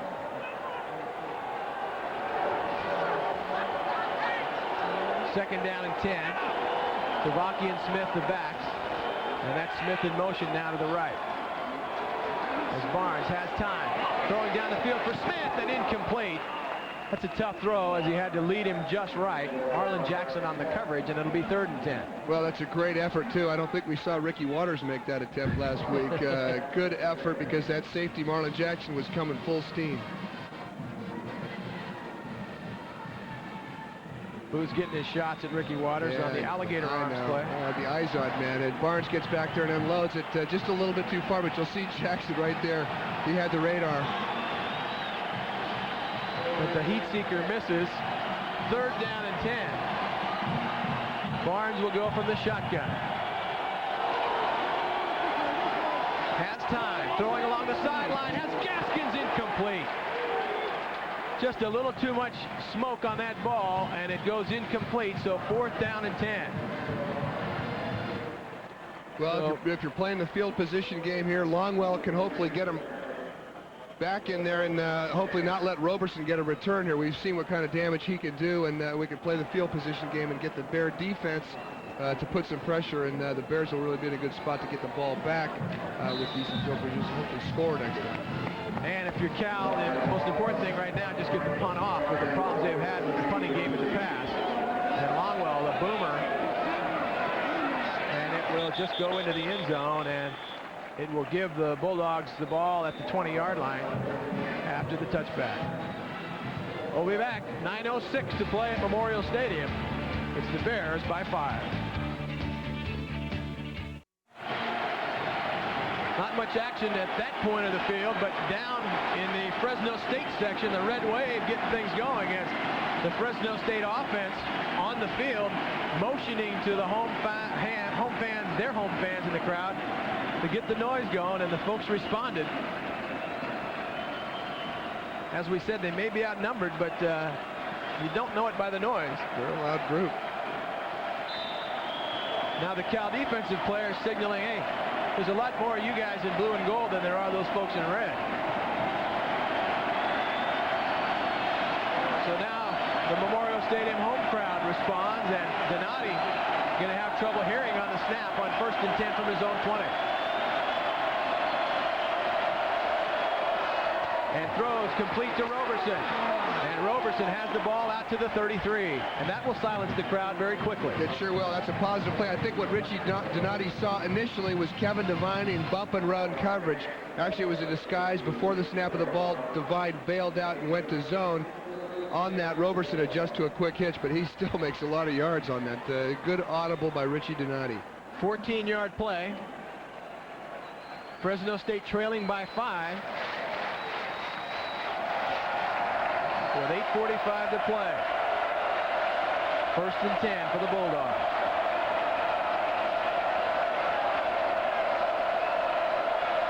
Donati gives it off to Pittman. Pittman out to the 40 and stopped after a pickup of about 4.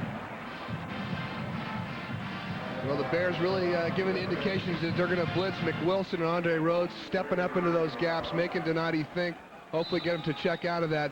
But they run the ball wide. Good pursuit by Bear defense.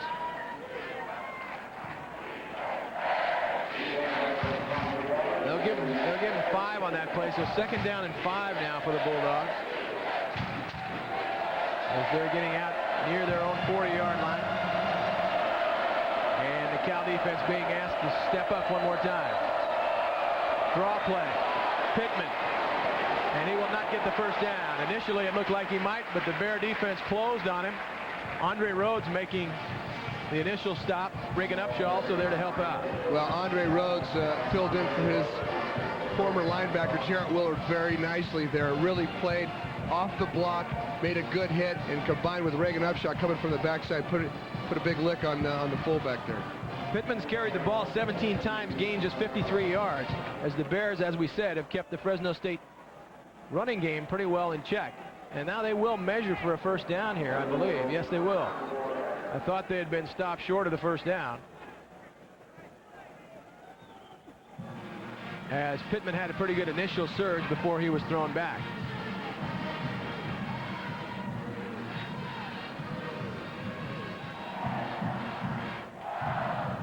And he will be almost a yard short. They had to bring the chains from all the way across the field. Jim Sweeney asked if his team gets up for a Pac-10 team more so than others, and you know the WAC coaches are just about sick of hearing that question. But Sweeney has a fine record against the Pac-10.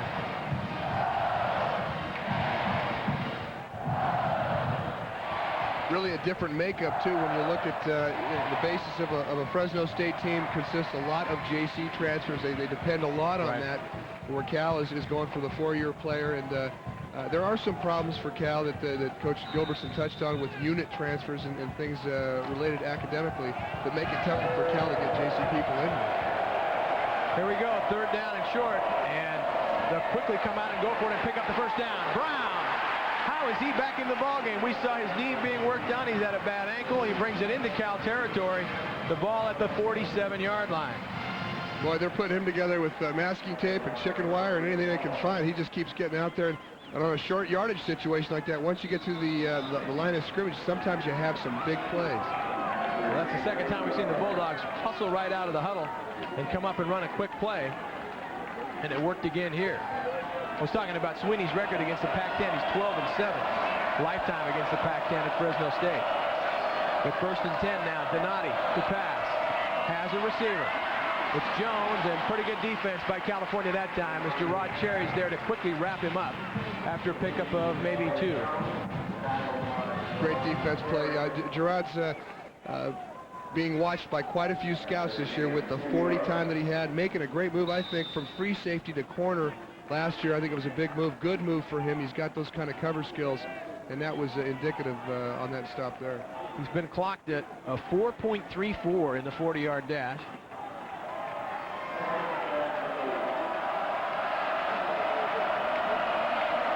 Second down and 8. And Donati, lots of time to look down the sideline, and is it caught? Yes, it is. Completion to Roberson. Nice looking ball by Donati that time on that long sideline route, and Charles Gillum is down and he's hurt. Yeah, he says he's okay, and I tell you, Richie Donato does a nice job of threading the ball in between the corner and Charles Gillum here into what you call a cover 2. There's a small little hole in between there, and he threads it right in there. Roberson knows he's going to take a lick and gets right in that gap, goes up for it to protect it. Then Gillum really takes most of the abuse on that play.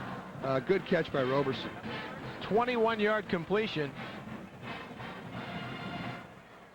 And that's a tough throw, a long sideline play like that. And Donati able to complete it. And now the Bulldogs knocking on the door as they're down to the 24-yard line of California in a position where they can take the lead with a touchdown. Boy, Gillum, he was already extended when he hit Roberson, and Roberson's momentum knocked him back a little bit. Looked like maybe hyperextended his back. Clock stopped, 6:26 to play in the ball game. Now they started back up.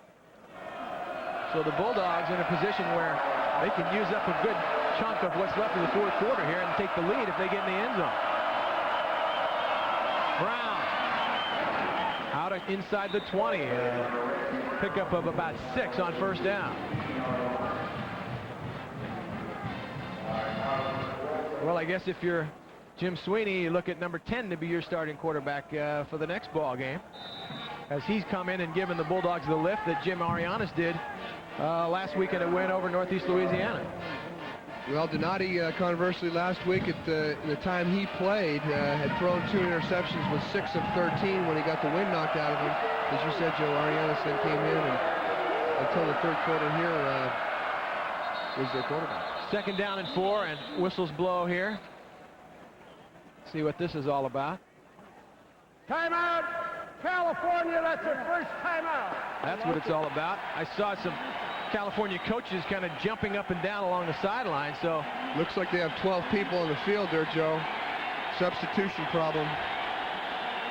They didn't want to get cost the 5 yards, so they got the timeout called. 5.5 minutes left to play at Memorial Stadium. It's California hanging on by 5.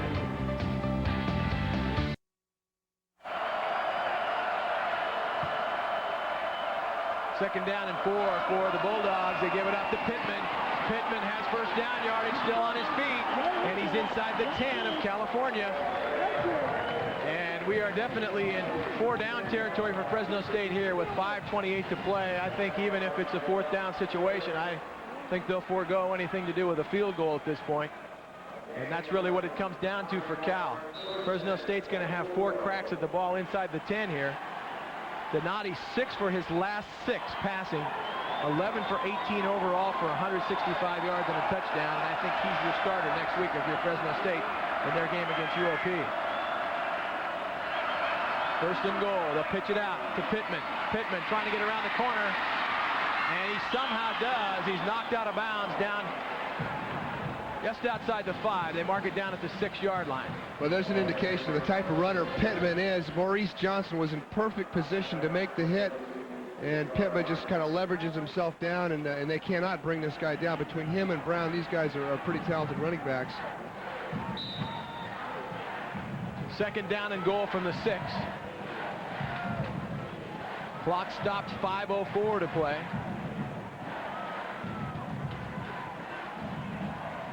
A touchdown by the Bulldogs and an extra point puts them up by 2. So the Bears must stop the Bulldogs here. Deny gives it off to Pittman once again. Pittman trying to go to the end zone and does for the touchdown. Michael Pittman, a 6-yard touchdown run, and the Bulldogs for the first time today have taken the lead. Well, James Stallworth made a great effort here to make the tackle and jumps over the blocker. But all day we've seen the Bulldogs with their running tandem have done a great job between Brown and Pittman. Let's take a look here. Just a little delay. He's got the lead blocker with Brown, and watch Stallworth go over, and DePaulo can't reach him, and they get in the end zone. Now Fresno State, I'm sure, will go for 2 here to prevent California the opportunity of winning with a field goal, and that's what the Bulldogs will do. So here's a huge play also. Watch for motion again, and they may try some kind of option with the pick. Donati to pass it and throws incomplete. As a good defensive play by California that time. They try to go to Roberson, and it's incomplete. So now, with 5 minutes exactly left to play, California can get into position where a field goal would win it. But the Bears find themselves trailing for the first time this afternoon with 5 minutes to go. California finds itself trailing for the first time this afternoon on the first game since 1980 played on real grass here at Memorial Stadium. But California, hoping it doesn't end up in a loss, the Bears will have to do something dramatic in the last 5 minutes to prevent that from happening. Pat Barnes, you saw him standing along the sideline waiting for this kickoff to see his opportunity. Harmon Tarikian will kick it off for the Bulldogs. It's Cherry and Kevin Devine back deep for California, hoping to give the Bears good field position with which to start what would figure to be their final drive.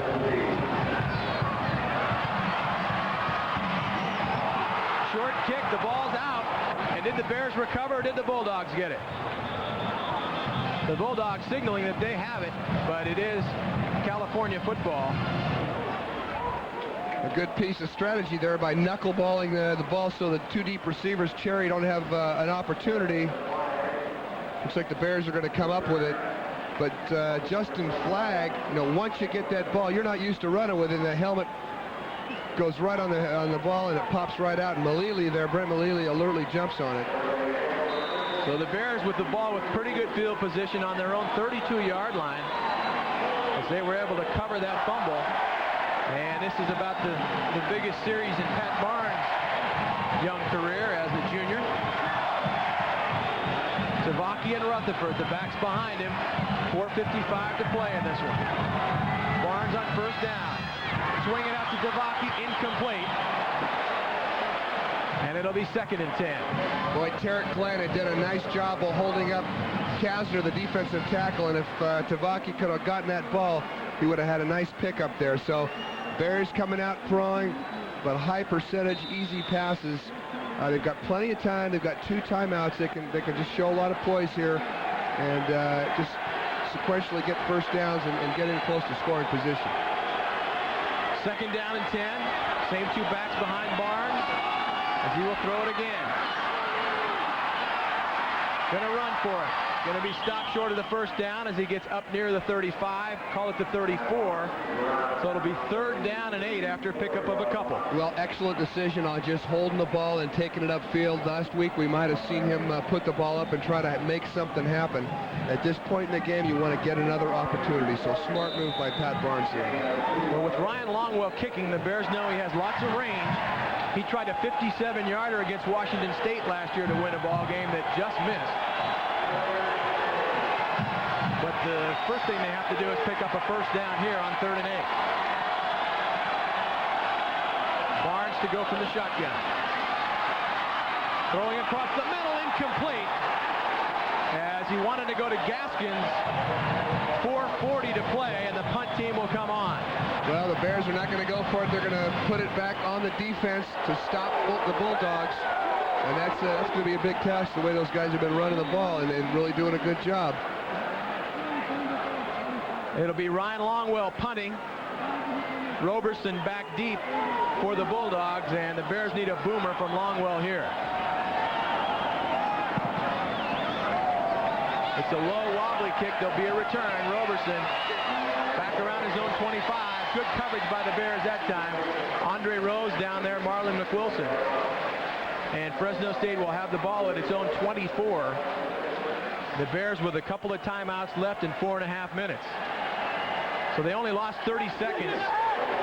But the defense will be called upon here. And the challenge for Fresno State will be move the ball without putting it up in the air, I assume, so that California would have a chance at forcing a turnover. Boy, this is kind of a second win for Fresno State. All of a sudden, they've got an opportunity to win the game, and you can just see the emotion and the energy on the sidelines is just picked up. And a game that it looked like the Bears pretty much had in control here in the second half. They led by 12 at one time. Pittman, that will not do it for Cal as he comes out across the 30 to the 33, and he's going to be just short of first down yardage. But it'll be 2nd down and 1, and the clock will run now as we're down to 4:15 left to play in this ball game. Well, the Bears defense has got to play stouter than that on first down. 9 yards on a first down run to Pittman is, as you said, not going to cut it. And Fresno State now will take as long as possible in the huddle before coming out. Play clock down to 10 seconds. And Donati smartly will take as much of that time as he possibly can.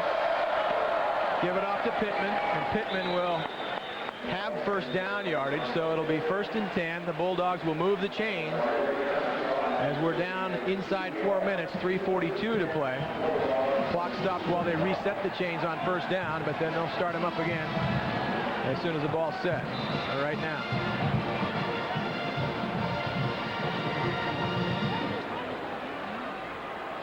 The Bears will have to take a gamble here on defense now. And again, the Bulldogs will stay in the huddle as long as possible. And you can bet the running backs are going to stay in bounds and do everything to keep that clock moving. Donati gives it off to Brown. Brown gets back to the line of scrimmage, that's all. And the Bears pretty soon are going to be forced to use timeouts as clock running. We're almost down to the 3-minute mark. They may let the Bulldogs run one more play, and on 3rd down elect to stop the clock. No, that clock is still running here. The Bears have 2 timeouts. It'll be interesting to see when they decide to use this thing. We're inside 3 minutes now. And Fresno State down to 8 seconds on the play clock. The Bulldogs, as we said, will use as much of that time as they possibly can. Get the snap off just in time. Brown going to be stopped at about the line of scrimmage once again, so it's 3rd down. And now I would think the Bears would use a timeout right now. If they're going to do it, they're letting precious time tick off now before they use it. There you go, timeout there, Coach Gilbertson. Well, they let about 8 seconds go by before they made the timeout. Timeout, California, that's their 2nd timeout. So the Bears will have 1 left. And absolutely key here on 3rd down that they stop the Bulldogs right now. If you're Fresno State, you're in that kind of no man's land of, you really don't want to give the ball back on a punt, but you don't really want to put it up in the air at this point either. Yeah, and they're going to just keep it simple. Not a lot of exotic exchanges. The ball probably not going to go in the air. Just make sure. I'm sure as Jeff Tedford there, the offensive coordinator, is going to tell Richie Donati to tell the offensive group, hold on to the ball. Let's just keep it simple. Keep it in bounds. Let them use up their last timeout and get a first down. They get another first down, and it's not good. Well, there was a time when California had pretty much kept the running game of Fresno State under control in this ballgame, but now the numbers at this point, Pittman 22 carries for 82 yards and a touchdown, and Brown 17 carries for 77 yards and a touchdown. Brown also has 2 touchdowns by reception. So the Bulldogs have put together a pretty good ground effort between those 2 guys as we're down to the final 2:22 of the game. But now, 3rd down and 10. Donati will pass it.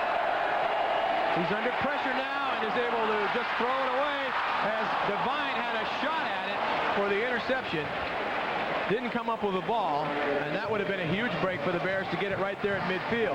If you're Fresno State, I don't know what you're thinking doing that right there at that point. Donati puts the ball up. Kevin Devine has an opportunity to get an interception. He just jumps a little bit early, but you're putting it up there, I just think is questionable, and he gets harassed by Reagan Upshaw, gets great pressure, and poor Kevin Devine just jumped a little bit earlier. He would have had an interception. Jeff Roberts will punt it, and he gets a short punt away that Benjamin will let roll as he was signaling fair catch. In California, excellent field position, 2:08 to play and 1 timeout, so the Bears still have a chance right now. I think they're in excellent position right now, Joe. Good field position.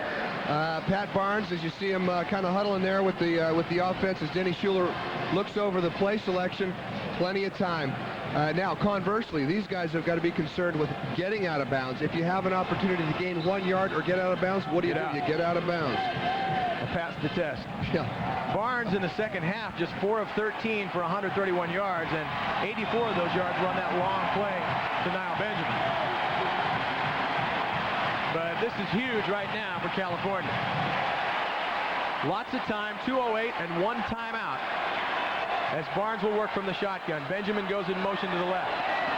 Low snap, but Barnes handles it. Lots of time. Better do something with it, and throws complete over the middle to Gaskins. Clock continues to roll. We're inside 2 minutes now, down to 1:55. Bears got to pick up the tempo a little bit here. Good effort by Marty Gaskins working back to the ball there to get something out on 1st down. 2nd down and 5. Barnes needs to get the first here. Lots of time again, throwing along the sideline, and it's caught by Gaskins. The ball was tipped by Woody Green and somehow did not come up with the pick, and Marty Gaskins got it. Boy, what a break. Fantastic, trying to go to Niall Benjamin, who pivots out of a little curl route. The ball goes off his hands, and a great catch, great concentration by Gaskins. Down to 1.5 minutes to play. Barnes to work from the shotgun again. Again, a low snap. And throwing along the sideline, almost intercepted. Steve Wilson was right there, a very dangerous throw as he tried to force it into Gonzalez, and it'll be 2nd down and 10. Yeah, Gonzalez running a little out route, but the corners are rolled up and they're in the flat. Tony's got to come right back to the ball. Barnes did not see the corner. Steve Wilson, best corner guy coverage guy for the Bulldogs. Pat Barnes kind of has a second or two to kind of regroup. There was a fast tempo there, and they still got 1:24. Plenty of time getting close to being in field goal range for Ryan Longwell. Well, the Bears only need 10 or 15 yards to be in Longwell's field goal range. Barnes on 2nd down. They lost the ball. Rutherford, did he cover it or not? They had trouble with the exchange, and they fumble it away. Unbelievable.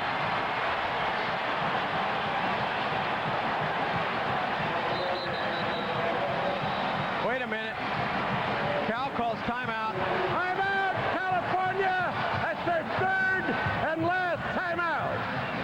Well, the Bears in a shotgun formation. They've had problems when Pat's up behind the center, so they go into a shotgun formation.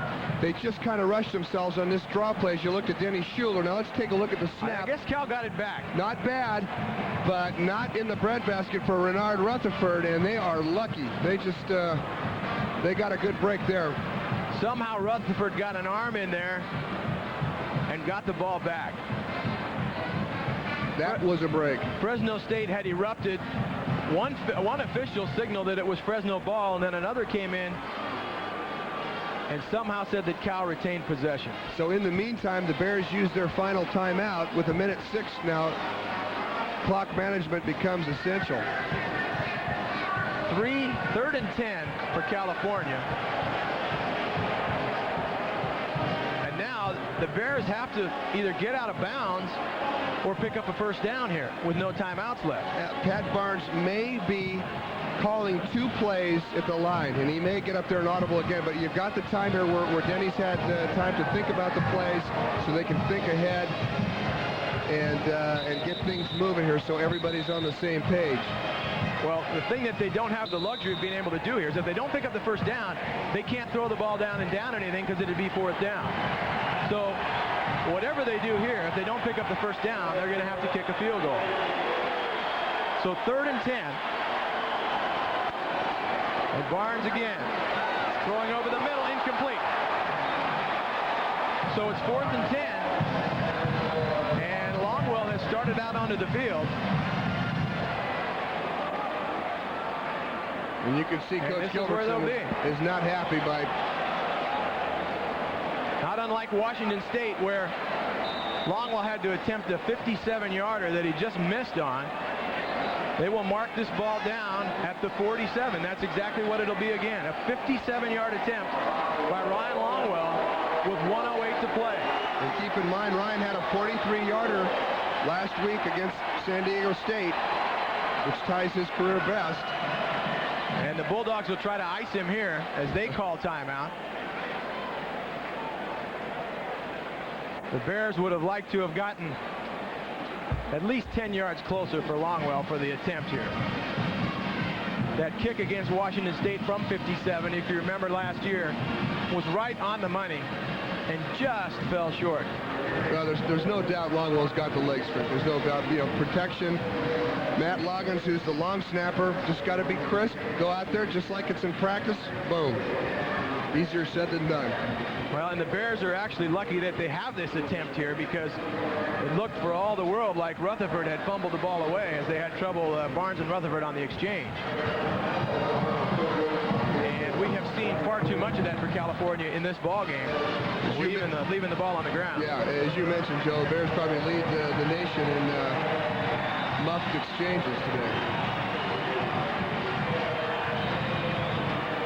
Longwell's career long field goal is 43 yards, which he tied last week. Now they'll move it a yard closer at the 46, so it's a 56-yard attempt. Longwell does have the leg and gets it away, but it will be short. That was not a real boomer by Longwell.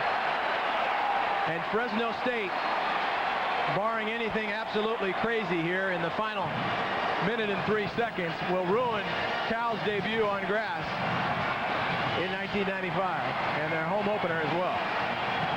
Now, there's no doubt, Joe, the Bears left the door open, and we've seen the kind of offense that these Western Athletic Conference teams have.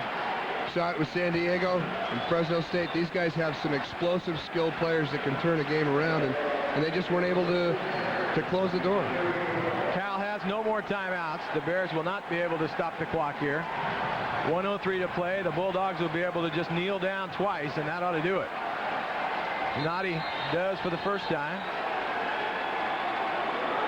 If you look at the statistics, too, I mean, tremendous yards put up by this Fresno State offense, yet the Cal defense played well. They pressured the quarterback. They did the things. They made the plays. But there were just those opportunities. The play calling was good enough where they could make up huge chunks of yardage and score. And to get back into this game, they hung in there, and you got to give them a lot of credit. Jim Sweeney will go 13-7 against Pac-10 teams in the first ever meeting between these two teams. And for Fresno State, the Bulldogs have every reason to believe they should be right in the thick of things as far as the WAC is concerned. For the Bears, it is again regroup time as California starts out its season 0-2 with consecutive losses to Western Athletic Conference teams for the second year in a row. The Fresno State players head over to the Red Wave, who is making all kinds of noise here. Tough time for that man who has to regroup. And I think the one situation that, you got to get the wins, but it really looks, and I know Coach Gilbertson touched on this, is that it just seems like we haven't made any progress, and when in fact they have, the results just aren't coming on the field, and that's the toughest thing. We'll be back from Memorial Stadium, where the Bulldogs win it over the Bears by a score of 25-24.